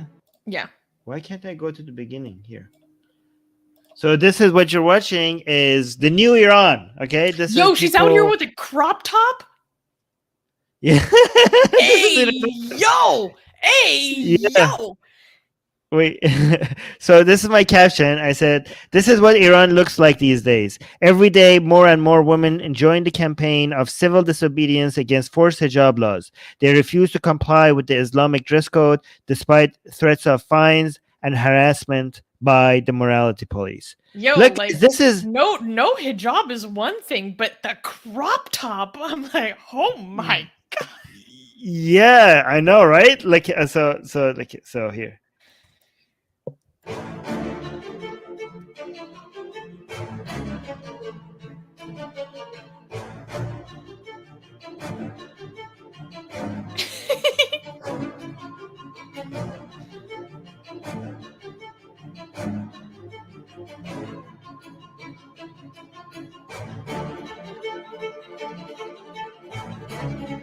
Nice.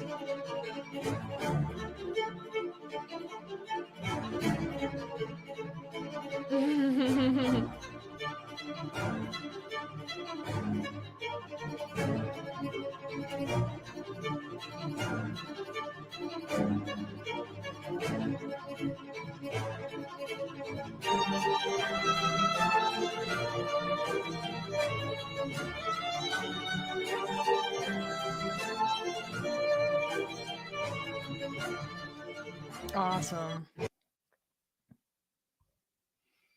You're muted, Armin.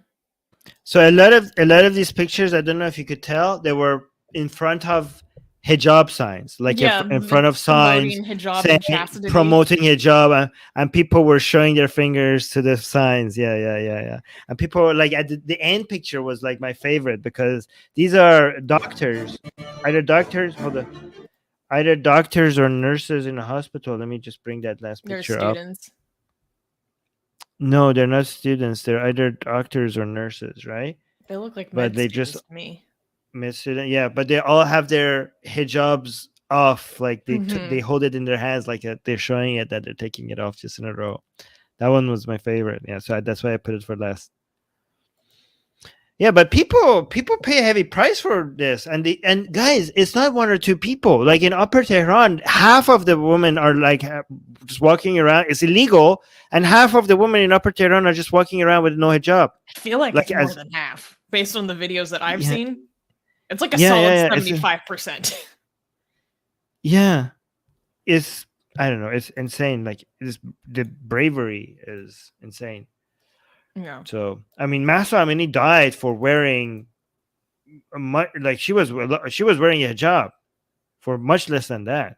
So yeah. Yeah. This comment is cute. Wait, where did it go? Amira saying, "This is my country and my heroes." Teary smiley face. No. Yeah, we have some Iranian women in our Atheist Republic community who are freaking badasses. Yeah. Yeah. Look they're at out here just Parsa. being so badass. We have somebody from Iran. Parsa, I'm assuming based on his comment, is from Iran. He's Mhm. saying, bro, everyone is not covered in my community. So wherever Parsa is, nobody is covered. That's insane. Men have started to do it too. I saw recently Sure, yeah. men wearing pants that were ripped very like a lot on the Yeah. thighs because like technically that's Yeah. illegal for men too. Like you can't wear shorts, right? Shh. In the pictures that I just showed you, there was a man wearing shorts. That's Okay. That's it. Yeah. And the government is coming out and actually reminding, like they said, hijab is not just for women, right? Hijab, men also need to have their hijab.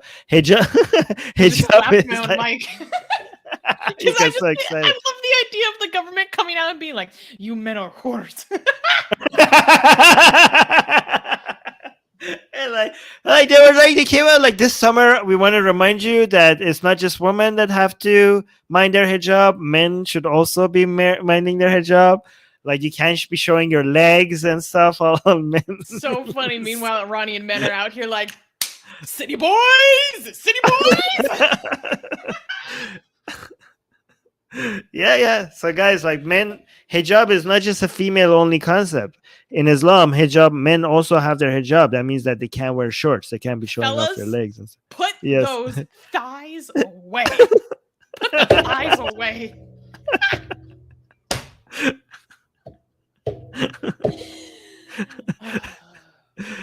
Oh my god. I mean, you see a little bit of that thigh, and you're like, I mean, I know, come right? on. Yeah. I mean, we've been working hard on this. Like Exactly. It's leg day. leg day. You know, Come on, all bro. this I leg see day you've people been putting in that work. Yeah.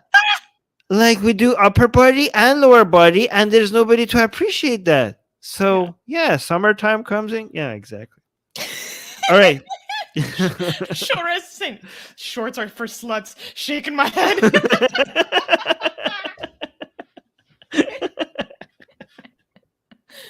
Oh, Muhammad is saying grateful to be in UK. Yeah. So you should be. Let those all right. Breathe, fellas. Hashtag leg day. So leg day. All right.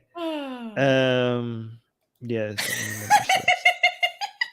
It's okay. It's okay to be sluts, guys. Be sluts. Be slutty as you want. Okay. Wait. Can we clap for the next news? I don't want to. Sure. Yeah. Transition to. Okay. Good. It would be hard. You know, it's so difficult. Can I complain? Okay, about doing what we do here. Okay. Oh wait, forgot to mention a super sticker. Thorium 13 gave us a $5 sticker. What was that sticker? Let me go up. Oh, it was nothing. It's just a $5 sticker. Thank you so much, Thorium. Thank you for the support. I appreciate that. Yeah, so let me unstart this. I want to just do a really quick complaint. It's hard to go through the roller coaster on the news segment, especially when we're having like laughing and having so much fun, and then all of a sudden the next news is like so tragic. I'm like, what are you doing to me, Susanna? How am I supposed to like now go to this? Like we're laughing, and now we're going to this next news, and it's so tragic. Fine. But I know what you mean in general. I know it's difficult. It's difficult to do this. Should I put all the bad news together? No, because that would be exhausting. That's horrible as well. It's like horrible news after horrible news. That's exhausting as well. So we need a break in the middle, but it's also now hard to transition from a good news to bad news again. Well, this news is fine. It's fine. Okay. All right. Next news. Report finds the United Kingdom's forced marriage unit overly targets Muslims. In a hard-hitting new report, the UK government's faith advisor, Colin Bloom, has launched a scathing critique of the government's forced marriage unit, accusing it of disproportionately targeting Muslim communities. This report, commissioned by ex-Prime Minister Boris Johnson, criticizes the agency, branding it as, quote, under-resourced and poorly led, and highlighting that forced marriages are a widespread issue reaching beyond Muslim communities and into the Orthodox Jewish groups and others. The report also criticizes the government for failing Muslims and calling for an end to the stigmatization of the Muslim community. The review proposed several policy changes, including introducing Sharia-compliant student loans, mandatory religious training for officials, investigating extremism in the Sikh community, and a campaign to recruit more Muslims into the armed forces.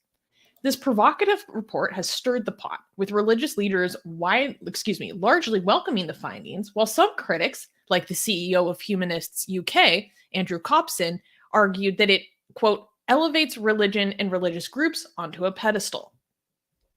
So, let me give some background. Prime Minister Boris Johnson, back in the day, ordered this report, which is basically kind of the largest review on the government's religious policies across a wide variety of branches of the government. It's one of the largest that they've had in a generation. And this report got delayed many times because of the pandemic, and then finally this report has been released. And it's very, very comprehensive, and there's a lot of different topics that it covers. that are very, very juicy, but we're just going to cover a few. So the main ones that I wanted to talk about was how they criticized the forced marriage unit in the UK for its failings in actually preventing forced marriages. And then this advisor is also saying that they overly target Muslims with the forced marriage unit. They're not adequately providing resources for other religious communities, or it has too much of an Islamic angle. And then the other major finding for the report is that this report says that British Muslims are made to feel like they have to apologize for Islamic terrorism constantly, and that this stigmatizes them and makes them feel guilty and makes them feel basically excluded from the fold of British society because of this expectation that's always on their head. And to paraphrase the report, it says like this kind of violence is as abhorrent to British Muslims as the actions of what's his name, Anders Breivik, whatever, is as abhorrent to British Christians, right? But when Anders Breivik goes and does his, horrific acts, we don't turn to British Christians and go, well, how do you explain yourself? Right? So this report is basically saying that Muslims feel stigmatized by this expectation of like renunciation, essentially. And it also talks about a lot of changes that the government should make to try to integrate British Muslims into the country more, which I thought were really interesting. And one of them is that they purposefully want to recruit more British Muslims into the military. And for example, there's only 0.5% Muslims in the military or armed forces, but Muslims actually represent like 6.5% of the British population. And one thing that I feel very conflicted about is that they explicitly recommend that there are either the government or they create policies where it is possible to create Sharia compliant student loans. With the idea being that there are roughly 12,000 every year. I think it was something like 12,000 British Muslims do not attend higher education because the construction of the loans is actually considered sinful to them. So they're not going into higher education and they're not getting those skills, and then they're not getting the economic benefits and social mobility that comes with that. So that's keeping a certain segment of society, for lack of a better term that I can't think of right now, like ghettoized, right? And so, Armin, what do you think about the idea of establishing Sharia compliant student loans? Okay, I'm just thinking out loud. Okay, Mm-hmm. don't get too angry when I'm saying this. Maybe it's a good thing because, okay, we have limited spots anyways, and those spots are going to get full, right? It's not, so maybe it's a good thing that these people who have these beliefs are filtering themselves out. But then they're You not know what I getting mean? exposed to contrary ideas. Well, I mean, yeah. That's exactly the type of person that needs to be exposed to new ideas. If they're that strict. But I mean, do you go to universities to get, I mean, exposed to new ideas? It's not like when you go to university to learn engineering, they're also like hitting you with a heavy dose of liberalism. They're just telling you how to do engineering. Do you know what I mean? I know, Like but when expose. I went to university, I was exposed to just new people, and those new people brought a depth of perspective into my life that I did not remotely have beforehand. You It's be not right. You literally be about right. the education. It's about all the You interactions be that come with it, right? okay. Okay. Maybe. Yeah. But okay. But you're right. But the solution is not Sharia. Like Sharia compliant loans. Sharia! Sorry. The answer. Here's the thing. You're right. That's the problem. But the answer is never Sharia. Okay. Sharia is not the answer. All right. So if you think like, should we do more Islam? Is that what we need right now? No. Mhm. No, that's not the answer. Okay. Also, this complaint about, like, I think a lot of this complaining is unjustified. I mean, you do be having more of a problem. I mean, yeah, do do the Sikh community has a problem? Yeah. Do the like Hindu community has a problem? But maybe your community is being highlighted more. Maybe because these problems exist more within your community. Okay, and are people mass generalizing and like attributing this to every single person in that community, and that's wrong? Yes, but again, to avoid that doesn't mean that we shouldn't be targeting your community more, given that you have more of a problem. So this is a side product of highlighting the fact that you have this problem more than other communities. A negative side product is that people will attribute that to Muslims who don't even have this problem. Yeah, sure, but the answer is not to like, oh, let's target every community equally, for even if the problem is not equal. That's not the answer. That's not the answer. And also, like, well, when the Christian community, when they are like, when we have Christian people doing bad things, we don't ask the Christian community to be to renounce that and call it out. Okay, well, maybe we should. I don't know. Like, do you want us to call? Maybe do you want us? Are you asking to lay off of you, or how about instead for consistency? How about not go to both communities? Like, hey guys, you guys seem to be having a problem. So if we have, like, I mean, we do that. Who says we don't do that? So we have a lot of problems coming from Christian communities, and we highlight that all the time. Well, we do, highlight Armin, it even this more. is about society as a whole. Does society as a whole have that consistency? Not really. Let's be honest. What are you talking about? People shit on Christians all the time for the shit that comes out of their community. All the time. It's at least in the US, for example, is a favorite pastime of people. Mm-hmm. It's true. It's so normal. It's so normal here. I mean, maybe the reason why you don't notice it is because it's been so normalized that people don't even know how that it's part of Western culture to shit on Christians. It's different though, Armin. It's poking fun and satirizing and mocking is different than holding an entire community accountable for the actions of one psycho. Okay, they do that with Christians. Okay, they do that. I mean, and both of it is unfair. Okay, here's the thing. Let's separate. I'm like, what are you saying? This isn't actually an attitude that you promote. I know you don't. I know you don't think that Muslims should have to answer for these kind of actions. That's why I was gonna say what I was just about to say. Okay, because I think we're talking about two things as if they're the same thing. Okay, there's one attitude is like, oh, that Muslim guy did that. You're a Muslim. You're accountable. Or that Christian guy did that. You're a Christian. You're accountable. That is wrong. Okay, that is not the attitude that we should be having. Okay. But that's different from, hey guys, your community seems to be having a problem. Okay? Can we talk about that? Is there something that we could encourage you? You have more access to these people than we do. Is there something that could be done about that? For example, if we had, let's say that we had a major racism problem within the atheist community. Okay? If somebody came to me or Susanna, like, Susanna, atheists seem to be having a racism problem. What do you have to say for yourself? That is unfair. That is unfair. Susanna is not a racist, okay? Even she's an atheist, right? But if they came to Susanna and said, like, Susanna, atheists seem to be having a racism problem, right? And you seem to be managing an atheist community yourself. Is there something we could work with each other here and do something about that? Given that you have an access to atheist community,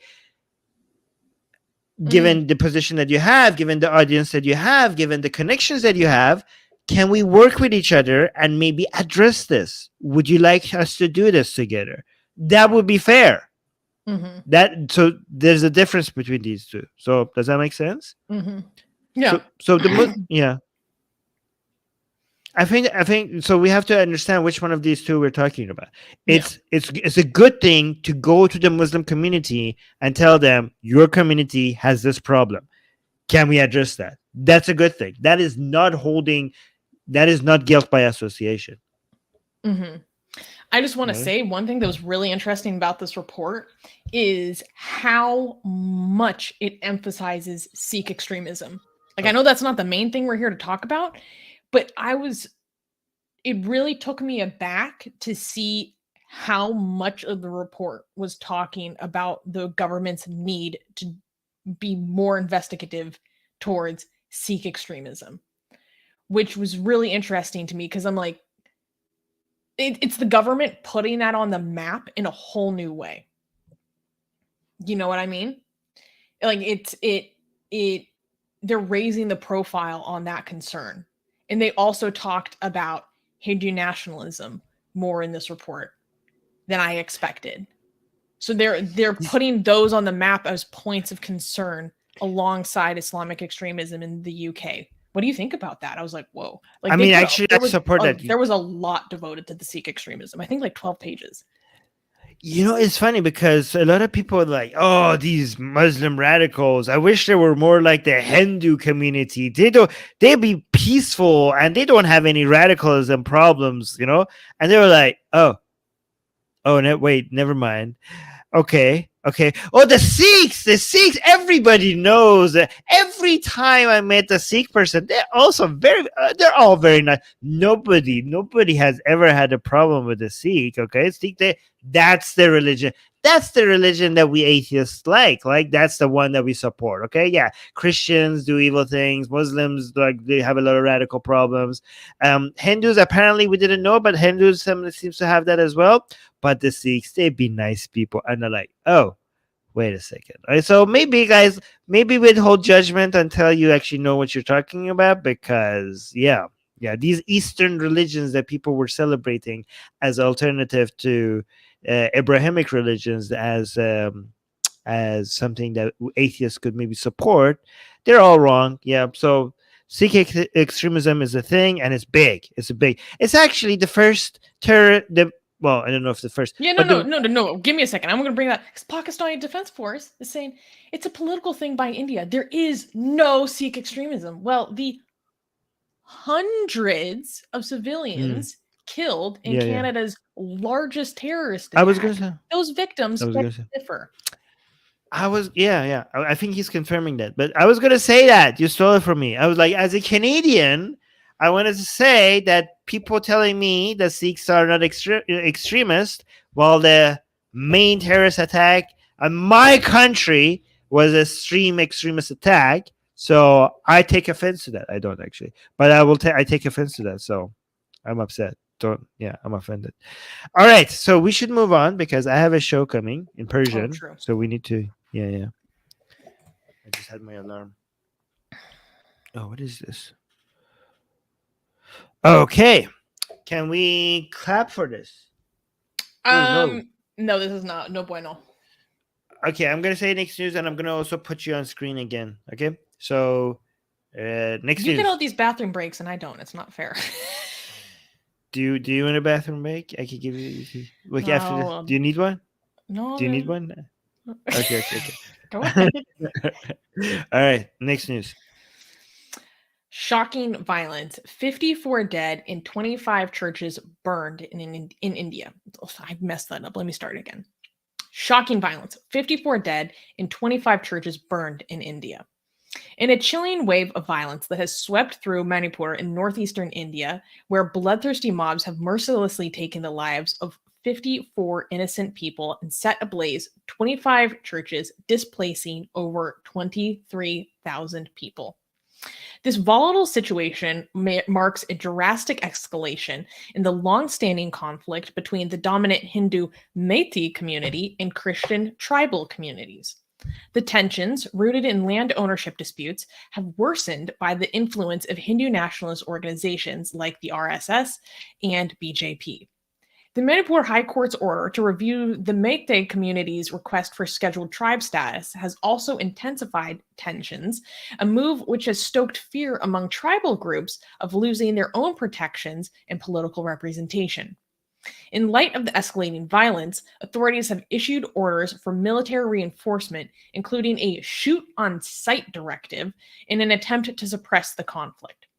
This unrest has unveiled a new zone of tension in the state, which has already a complex history of ethnic violence. After the outbreak of violence in early May, internet services were suspended and a curfew was enforced in over half the state's districts. So, this was a huge story that happened. This is some of the worst ethnic-based violence that we've seen in India for a long time. So let me give you some more background. In the state of Manipur, there is a community called the Meitei, and they are predominantly Hindu. And they make up one of the largest percentages of ethnicities in that area. And there are also tribal groups in this area. And the tribal groups are mostly Christian. The Meitei are mostly Hindu. And the tribal groups, one of them is called the Kuku, they receive basically affirmative action from the government. And which means they get reservations in jobs and quotas, and it's like a form of positive discrimination. And the Meitei group were arguing in court that they should also receive scheduled tribe status. And this meant that the smaller groups are basically like, how can you say that you need affirmative action, essentially, when you're already proportionally much larger than us? Proportionally, you already have much more political power than us. What do you mean that you need affirmative action when you're already like in a dominant group, right? And that kicked things off to a whole nother level.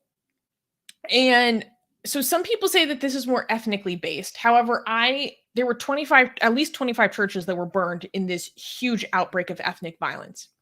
And according to one report that I read, they were saying that it seemed like the Hindu Meitei community were preparing for this because they came armed, like they had been waiting.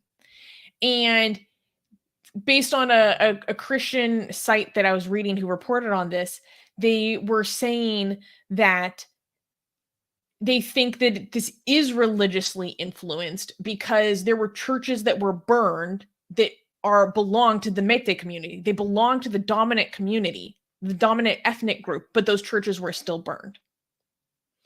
And the people who were being interviewed on the ground about this said that it's they blamed explicitly the rise of Hindu nationalism on how bad this got in the targeting of Christians specifically. They called it a pogrom from their perspective. So Armin, what that background, what do you think about this? So a lot of people in the live chat are saying this is not a religious issue. They're saying this is a tribal, and look how fast you are to judge it. Like how disappointing one-sided coverage, guys. We're not finished with the coverage. If we were one-sided, I'm highlighting how one-sided. Oh yeah, how one-sided we are. I'm highlighting your disagreements. Like while Susanna was speaking, there were multiple people who were saying that this is not religious and this is more ethnic related. And I was highlighting them. What a one-sided coverage. Oh no, how disappointing. We're highlighting the disagreements with the coverage on Atheist Republic. So quick to judge. Like, this is why we're doing this live. This is why we're proud of having a global community, to highlight the disagreements that we have here. Yeah, very one-sided. I even explicitly unbelievable. This is an ethnic thing, but there are people from their perspective reporting how they see a religious influence on it. That's actually what I wanted to discuss. Is that contention right there? Yeah, we're saying, look at this idiot.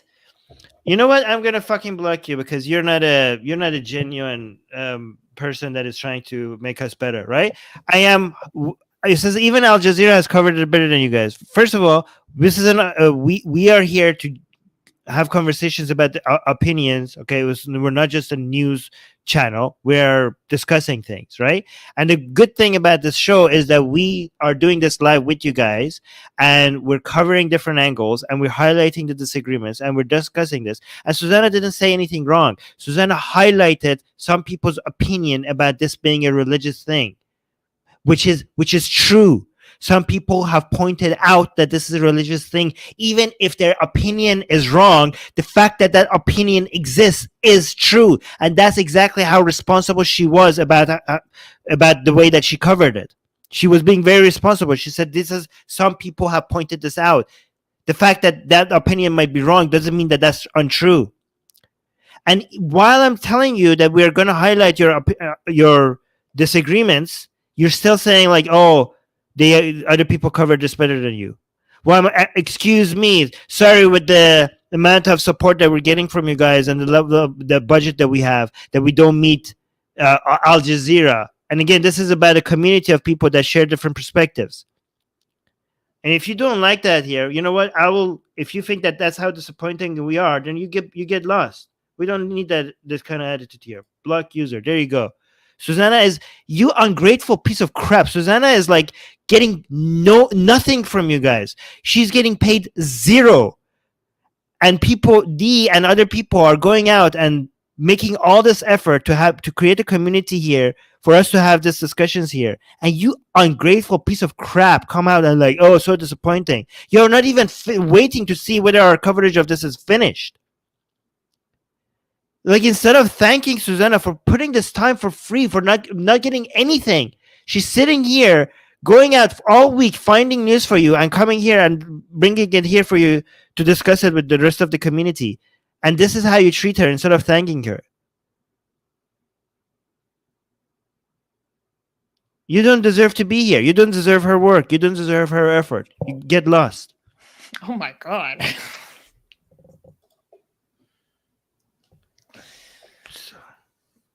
It's okay.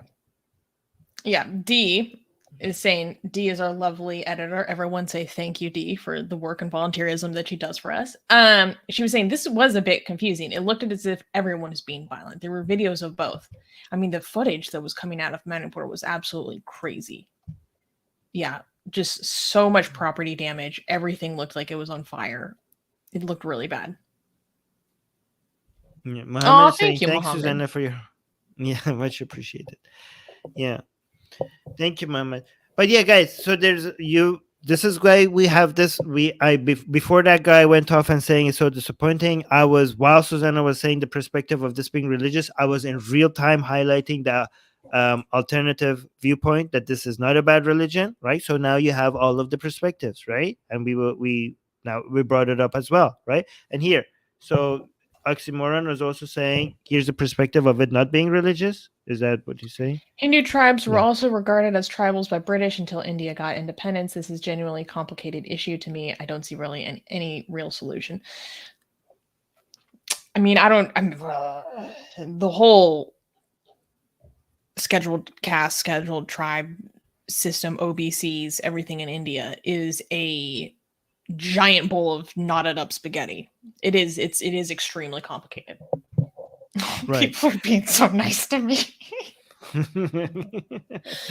Yeah. Parsa is saying Susanna and D are getting our love and appreciation. Thank you. Oh, thank you, guys. I'm fine. Okay, so... I'm fine. I want more people to give appreciation to D. Although I do love when Armin gets so defensive of me, because I also lose when people come for Armin, I lose. There was an incident that happened this past week on the Persian side of things where someone came for Armin and I lost my mind. So it is kind of nice to see the same thing in reverse. Like, you don't come for him. I will cut you. No, we don't cut anyone. Okay, be careful. We're on YouTube. No, but here's the thing, guys. It's when it comes to whether something is a bad religion or not, the answer is like yes, but usually, right? So it's never like when you're talking, it's very rarely when we have religious elements involved, not a bad religion at all, right? So the question is, how much religion we're talking here? Is it mostly religion? Is it somewhat religion? Is it like close to zero religion, right? And it's always a lot more complicated. It's very rare that religion plays the entirety of the role, right?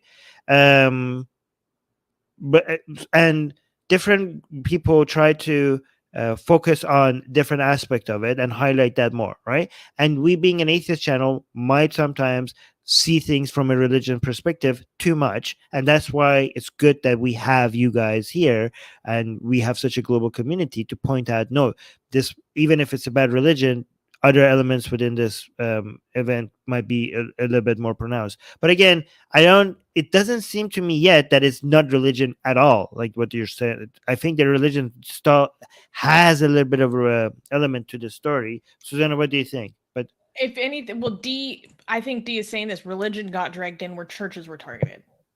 Like there were other places of worship as well. So I think there was this situation that was at a boiling point, and it popped off for a couple of different reasons. There's also like a refugee thing going on with Myanmar. Like, it's very complicated with these ethnic tensions, right? It's not just one thing. There are many things. And then, if anything, people took advantage of that situation to go reap this destruction, which often happens in riots, right? We saw that in the US, like when there was a lot of chaos and people out in the street, people took advantage of that and just started looting everything that they could. They saw an opening, they took advantage of it. So I if anything, I think it's that kind of situation. But I wanted to cover this because this is partially the way that, like, websites that track Christian persecution, this is how they talk about it. And that's why I wanted to cover it. Yeah.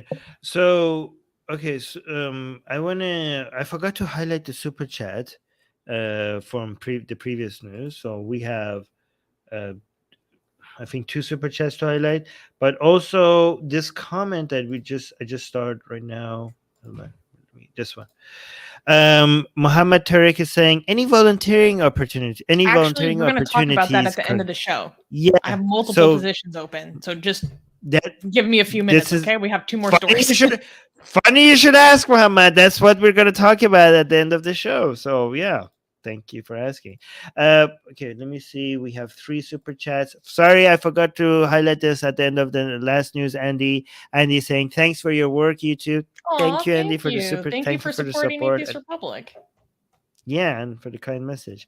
And Newman is saying, love my atheist family. Aww. Thank you. And here's another one. Armin, can you please send me the blasphemy art? Which blasphemy art? I think this is an Armin agitator thing. Oh yeah. No, use the same memes that you have with the caption that we just agreed. You repost them with the same ones that we already have. Go with the memes first. We'll go to the art later. Yeah. But thank you for the support. Okay. Let me unstart. We started a whole bunch of things. Oh, there was somebody who was saying it's not cuckoo, it's cookie. Yeah, excuse me. It's a cookie people are one of them. Cookie. Okay. That's kind of cute, actually. And they may take cookie and there's another one. Yeah. Okay. Okay, so can we clap for the next news? Yeah, this is fine. Okay, let's go through these last ones a little bit faster because I'm I know, because of your show. And I need to eat as well. All right. Next news. Beard ban backlash. Muslim security guard sues the U.S. State Department. The Council on American Islamic Relations, or CAIR for short, one of our favorite organizations, is suing the U.S. State Department and Secretary Antony Blinken on behalf of the security guard Devin Brooks, who alleges religious discrimination.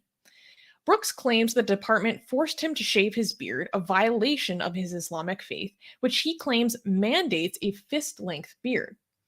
The State Department reportedly denied his request, citing safety concerns. The agency argued that longer beards could potentially be a liability in physical confrontations, as they could be grabbed or used to manipulate the guards, potentially exposing their weapons. CAIR's lawsuits counters that these safety concerns are not sincere, as Brooks was allowed to keep a longer beard during his time at a different branch, the Department of Homeland Security. Brooks, who was taken off active duty and placed on administrative leave and unpaid leave, is seeking compensation for economic and emotional damages, among other fees. The State Department has yet to comment on the pending litigation. So let's make this very simple. There was a security guard who worked for the US State Department. He wanted to have a longer beard as long as a fist. They said, no, you can have a beard, but it has to be trimmed to no longer than like half an inch. And he refused. He wouldn't do this. And they eventually paid to put him on leave and then unpaid leave. And then, you know, he says that this damaged his career and his opportunities, blah, blah, blah. Over time, he ended up going to the Department of Homeland Security, where he has a similar job, but he is allowed to keep his beard. And now he is suing the former department that he used to work for discrimination. Now, this is really interesting to me because I actually have never heard of beards being mandatory for men. I went to go do some research on this. I could not find a single Islamic school of thought that mandates that men have a fist-length beard. Most of them say that it's recommended, but it's a personal choice. So I don't fully understand, is this an Islamic mandate, or can you just say that this is a mandate and then that's enough? Do you get what my question is? I'm like, is this really actually required? Like, a hijab is obligatory. That's not questioned, right? By any major school of thought. But the beard, I couldn't find any of them saying that it's mandatory. So that, yeah, what do you think about that? Says, I mean, there are some schools of thought within Islam that thinks it's mandatory. I mean, I just watched. Yeah, I mean, the Taliban beats the crap out of people who cut the like. There are people in that barbershops that the Taliban comes and beats the crap out of you just because you shave someone's beard, right? Mm-hmm. But so there are very rare schools of thought. But the thing is that do we want to get into this conversation? I mean, like for legal reasons to see whether something is halal or haram within Islam? No, like, that's the Indian model, and I don't like it.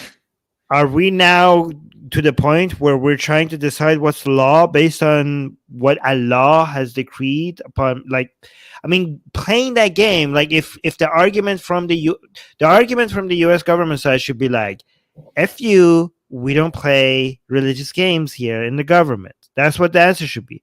Because if the answer is like, no, if they win because Islam has not mandated this, they have lost. It might look like a win, but it's a loss.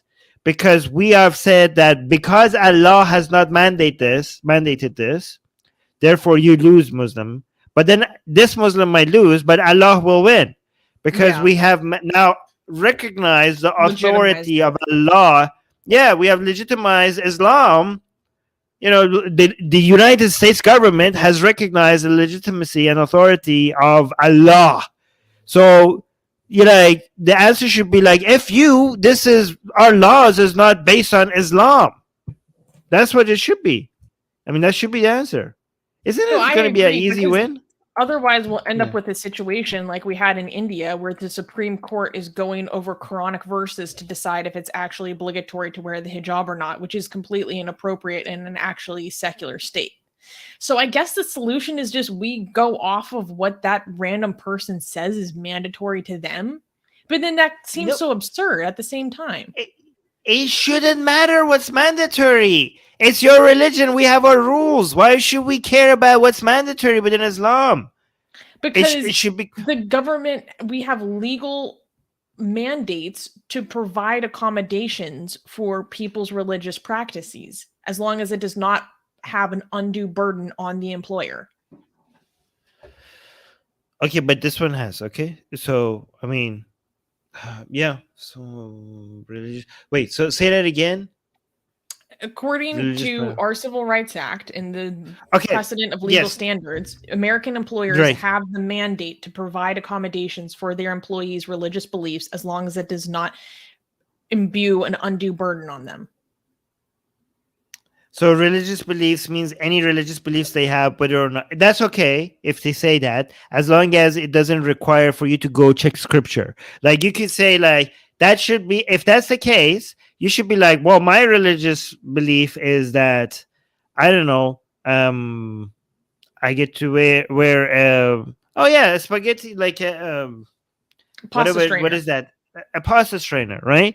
Or I don't know, like a symbol of the flying spaghetti monster. So it doesn't matter whether it's in Islam or not. Okay, you should be able to make stuff up as long as that's your religious belief, and it doesn't come put anyone in danger. They should respect it, right? I just don't want them. I just don't want the U.S. government to be involved in figuring out what's Islamic or what's un-Islamic, like going through Islamic scripture and figuring out like, oh, the U.S. government is recognized this as part of Islam or not part of Islam. Okay, No, no, no. as I long don't as think the they're guy, invested in that at all. yeah. So they should. So anybody with any random belief should be able to say, like, you know what, my religious belief says that I shouldn't be wearing underwears. Okay, so I'm just gonna wear a pants, but with no underwear underneath, because that's my religious belief. You should take that as seriously as any other religious belief, as long as somebody claims that that's their religious belief. And if not wearing underwear is not gonna put anybody at risk, for put the security forces at risk, then she's like, okay, sure. Everybody else wears underwear. You, sir, you could wear no underwear because that's your religious belief. So we're going to let you do that, right? So, Mhm. but if you could come up with the slightest reason for why that would be a problem for someone doing their work, then that should not be accepted, even the slightest. So I think a long beard being a security threat, that's good enough to tell this guy to go F himself. You have such What? a way with words. Yeah, no, I think so. I feel like, no, we said beards Just are tell him to go with security. himself. Just go. Oh my god. That should Oh be my the God. official position of the U.S. government, saying, "Go Yeah. f yourselves." It's just kind of interesting to me that, like, I don't know, the standard of just someone being like, yes, this is mandatory in my religion, so you have to accommodate this. Like, that's the threshold, right? Right. That's kind of wild to me. We don't get that Yeah. privilege. Also, a pasta strainer would not be a security risk at all, unlike a beard. You could take that thing out and hit something in there. Okay, that's It's got a to be weapon. against uniform code, though. Oh. No, but This is really I funny mean, to it's me. it's safer. Oh, go ahead. Pakistani Defense Force is saying the Taliban say that the beard is mandatory. Indeed, saying, remember, no beard makes you a woman. Yeah. If No, you're I a man just without a beard, men could think that you look yeah. kind of like a woman and get turned on by you, and that's no bueno. So you got to cut that off, grow that out, get it real scraggly. Yeah, you're tempting women with your masculine beards, guys. And men. Yeah. And men. Yeah. With those baby soft Okay. cheeks. Oh no, we can't clap. We can't clap for this next news. We should move on. Oh though. no, this is bad. Yeah. All right. Oh wait, I almost clapped. Next news. We Next do have news. any super chat? Wait, no, we got a super chat. Wait. Newman is saying, one. I already did need art. Two. I am changing my name. Okay. I will check. I will send you some art with it in the Discord group. Thank you, Newman, for letting me know. All right. Next news. Okay, yeah, this is not good. Outrage in Pakistan. 2 Muslim clerics arrested for raping a 10-year-old boy. On April 30th, police in Pakistan arrested 2 Muslim clerics accused of raping a 10-year-old boy in a religious school located in the country's Punjab province. The sexual abuse allegedly occurred on April 29th, and the boy's uncle discovered the crime when he visited the school and found one cleric with his nephew while the other one waited his turn in a side room. The 2 suspects were arrested after an initial investigation, and the boy was sent to a local hospital for treatment of physical injuries and trauma. The Associated Press conducted an investigation into the growing sexual abuse in Pakistan's religious schools in May of 2020, where they found dozens of police reports accusing Islamic clerics of rape, physical abuse, and sexual harassment while teaching in Islamic religious schools or madrasas across different parts of the Muslim-majority country. Many of the students studying in madrasas are from low-income backgrounds. Their families, overcome by shame and fear of the stigma of being sexually abused that could follow a child into adulthood, are forced to drop the cases or coerced into forgiving the accused clerics.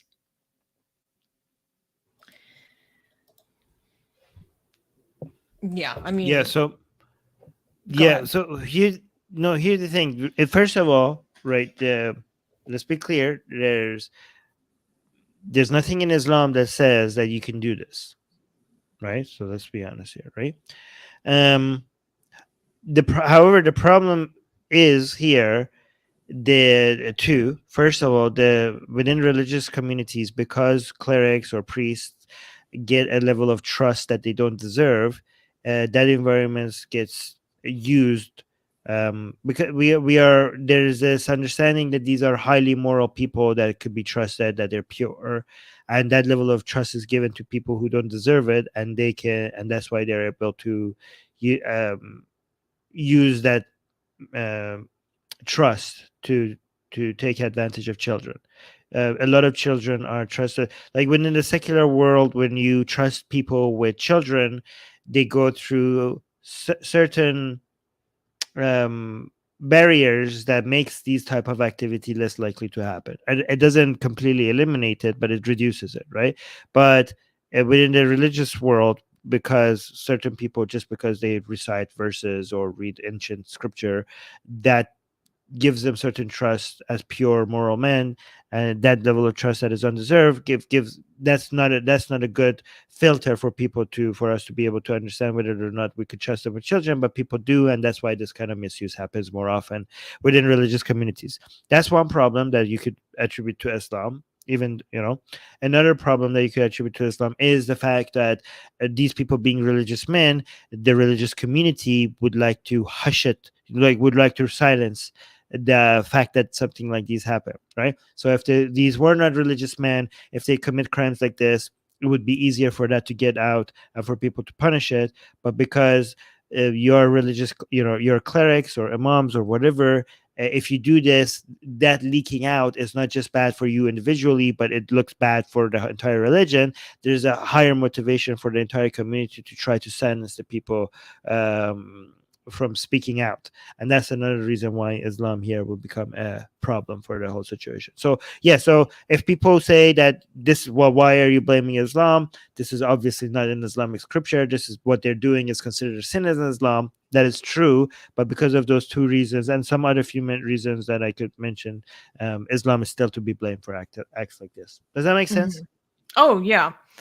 I think I want to go back and I want to read this full investigation that the Associated Press did in May of 2020, because I didn't actually realize how systemic this problem is in Pakistan. Like Oxymoron is saying, this is actually a very common trend in Pakistan. It's not as common in India or even many other Islamic countries. And I wonder why that is. I know that because civil institutions have, especially education in Pakistan has fallen apart to such a degree over decades that madrasas now provide some of the only education that many people can reach. Which is partly how the Taliban, became so influential, is because of the schools and the resources that they were providing that the state and civil society couldn't. They're filling that gap, so to speak, and then radicalizing people. Is it because of that, like, kind of pre-existing system or those conditions that allows this to be so prevalent? I'm very curious about like what it could be here that makes it different than other places. Seemingly, maybe it's not, but I don't know. What do you think? Yeah, I don't know. I have to watch. Can you send me that documentary that you mentioned? I want to see that. I have to. Yeah. But something for people to think about. But I don't know much about this to be able to. But we need to move on because I'm really Yeah. running out of time. Wait, really quickly, Bacha Bazi, what does that mean? Does that mean like boy play? But yeah. Bachabazi is the name they have for this in Afghanistan and Pakistan. It's very, very common. It's very common. Like the U.S. Military was so shocked in Afghanistan. Almost every single military commander that they had to work with had kids that the little boys as sex toys. Jesus. right? And It's so they dark. brought them out for entertainment with the soldiers. They made them dance for the soldiers, and they put like lipstick and makeup on Oh them. my god. Some of them were tied to their bed of the military commander. They were like chained to the bed and everything. And these were allies of United States. And it was so common People that want they to talk couldn't about even address it. degeneracy. God, sorry. Go ahead. And it was so common that the U.S. military realized that this is not something that they could even challenge because they would have no allies. Like that's how widespread this was. So, or around Pakistan and Afghanistan, this is just such a sick thing that it's just normalized. Yeah. Yeah. Oh my god. Yeah. Yeah. Okay. So yeah, Young Atheist is basically confirming my hypothesis. It's because the government are not providing education, so they have to join the madrasas, and then they're vulnerable. And yeah. It was such a thing in the Islamic world. Yeah. Okay. Can we clap for this one? Yeah, because this is just kind of an interesting discussion. This isn't Yeah. Okay. Let's go through this like really quickly because I'm running out of time. Okay. Next news. Next news. Will the United Nations recognize the Taliban's Afghanistan? The United Nations is considering the possibility of recognizing the Taliban's rule in Afghanistan. The Deputy Secretary General of the UN, Amina Mohammed, announced plans to set up a meeting to discuss this possibility. The intention is to engage with the Taliban authorities to encourage the development of the country and address the wide-ranging restrictions against women they opposed after seizing power in August of 2021. These restrictions curb women's rights to work and education, contradicting the Taliban's initial promises of a softer, more moderate rule. Mohammed visited Afghanistan in January to discuss these issues with Taliban leaders. She also raised concerns about the Taliban's growing strength due to increased economic engagement from neighboring countries. However, after a meeting held in Doha in Qatar on May 1st and 2nd, no recognition of the Taliban government took place and no members of the Taliban were invited to attend. So I wanted to talk about this because nothing has happened yet, but I still feel like it is very significant that there are officials from the UN now openly, publicly talking about the consideration of Taliban recognition. And just the fact that they're even saying that out loud, I think is pretty noteworthy. And Armin, did you watch the video that I sent you about this? Yeah. So what is your opinion? It breaks my heart to say this, but I think it needs to happen. I might be, it's just, I think it should have happened a long time ago. It disgusts me to say this because I see what the Taliban is doing. I've seen videos that breaks my heart. I've seen video like these are sick people. And there are certain videos of how they're treating people in Afghanistan that I can't. I don't know if I can even describe here. I might we're not going to show it obviously, but even the description of them might make YouTube flag it. It's vile. There are certain people in Taliban that just don't have any empathy and compassion for the fellow human beings. But the thing is that, but for the sake of punishing the Taliban and how monstrous they are we going to make more people suffer? Like how many Afghanis are suffering because of the lack of trade and the lack of investment that is going into Afghanistan? Like it's just, the situation is so bad. It needs such an immediate injection of investments and trade and money right now that I mean, if there was another way, like if there was this could happen or this could happen, maybe you could talk about not recognizing the Taliban. But there is no other door right now. There is no way for the Taliban to not be the rulers, right? So this is the reality. So what are you going to do? Are you going to just cut down all the trade opportunities for people? Are you going to make all the people in Afghanistan that need to make a living, to start trading, to have a business with the rest of the world? Are you going to make all of them suffer because of the Taliban? So you're punishing the average Afghani person because the Taliban is so monstrous? I mean, I don't know, maybe a lot of people see how disgusting Taliban is and think that saying that we need to recognize them as something so morally they will see what I'm saying as something so evil. So, I am talking about negotiating with terrorists. Well, these terrorists are the state now. They are the state. So, um, and I understand the moral hazard as well as here. Like, so what? We are going to reward people for being brutal. Well, Mhm. yeah. I mean, here, what are you going to do? What are the alternatives? Tell me the alternatives. It's We easy either to. reward some you- people for being brutal, or we punish everyone for Yeah. their actions. Yeah. So again, yeah. I mean, it's easy to say we shouldn't be doing this when you're not the one who's starving. Okay.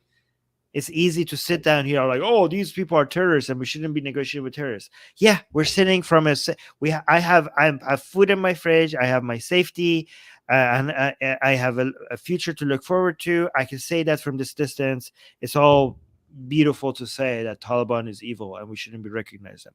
But when you're not the father that is looking at her daughter going hungry, and maybe like the mother that you're saying that the father of the family is selling the daughter to an old man, like a 9-year-old 10-year-old child is your daughter is being sold off as a sex slave so that the rest of the family could eat. When you're not that For like person, it's only a easy to month. say.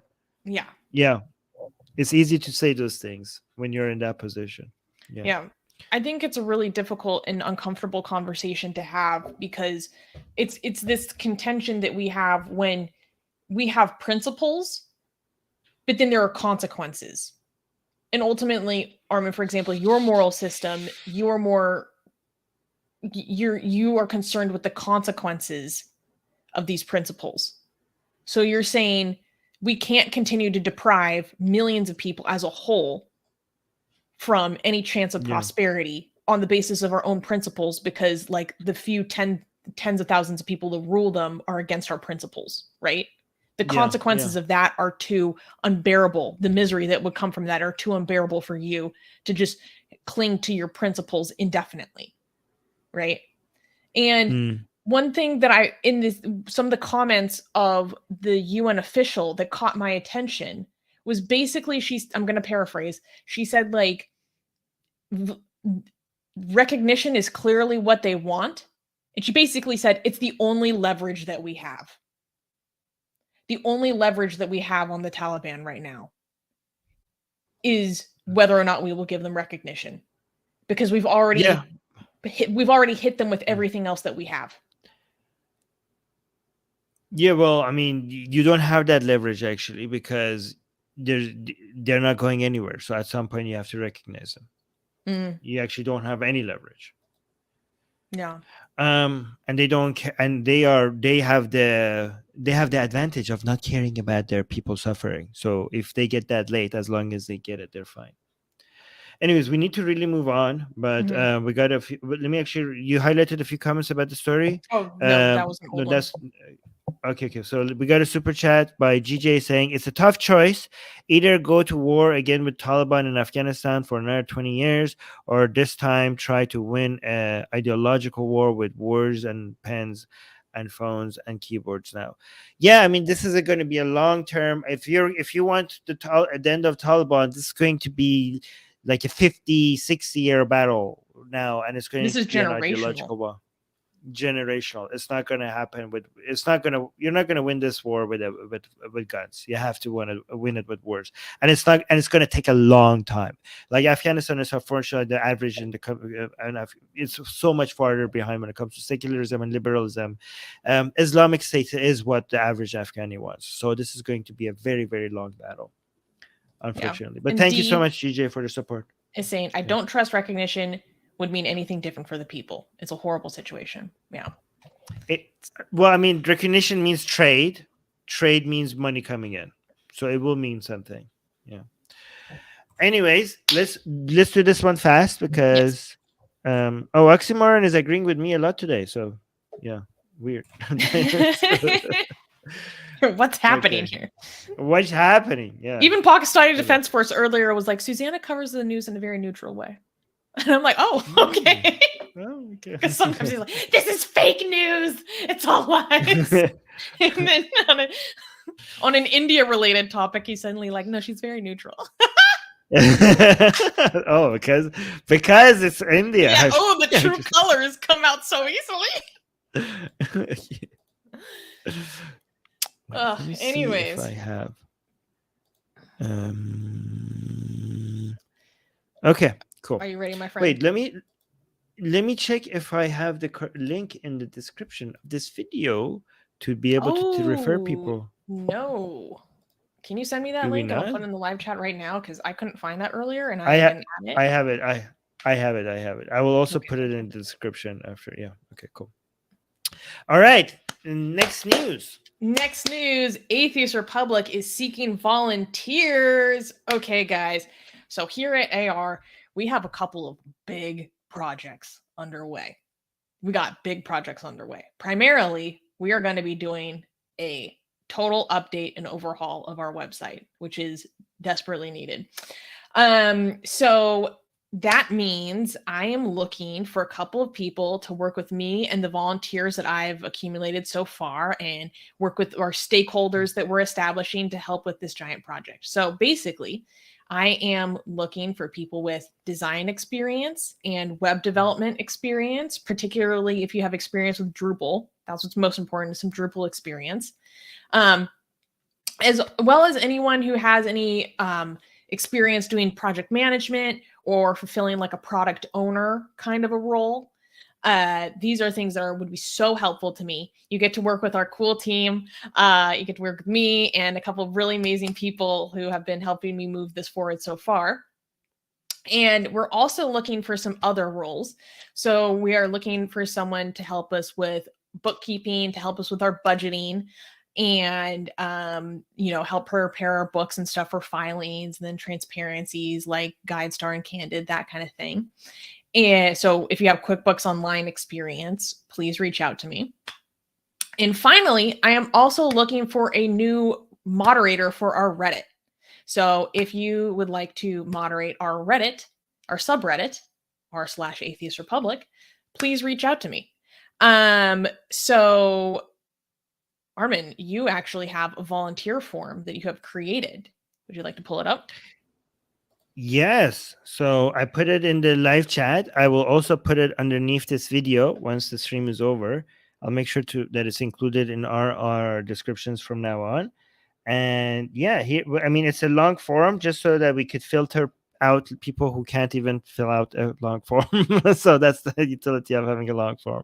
But I mean, I have the positions here. I didn't include the Reddit moderator, so I should add that. So you can see video editor, graphic designer, grant research and writing assistant, team coordinator, like volunteer application manager, right?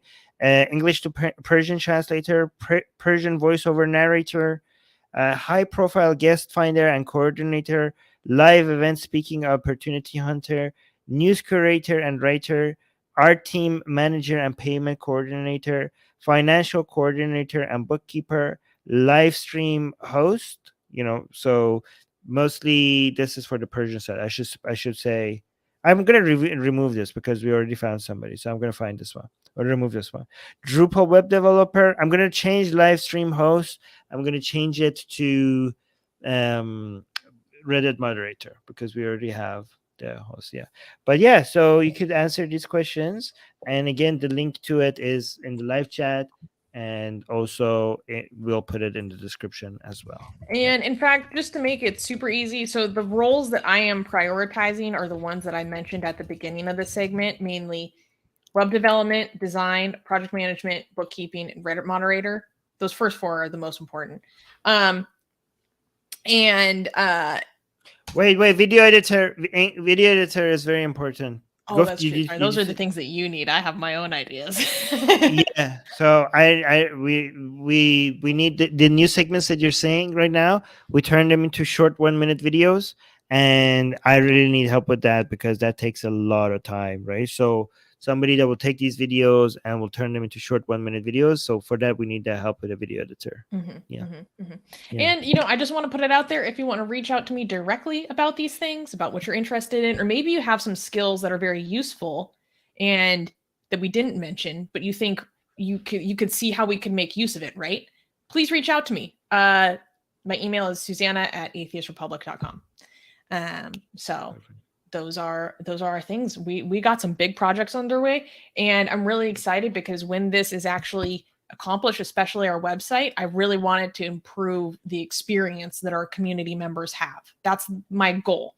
And I think we're going to get that, but we're just in the process of planning and initiating and all that stuff. And then we're going to execute, and it's going to be awesome. So just wanted to reach out, put the word out, because I've talked about it on the show. I get amazing people that reach out to me and provide me with information and education that helps me so much in making the decisions to help provide a better experience for our community. So it's because of our community that I am able to bring this to everyone else. All right, guys. Thank you so much. I really gotta go, Susie, because I'm so hungry and I have a show in like a few minutes. All right, guys. Thank you for being here. Thank you for all the super chats and all the likes. Make sure you like the video and make sure you share our channel with as many people as you can and leave a comment. Thank you, guys. See you again next. Like, subscribe. Bye.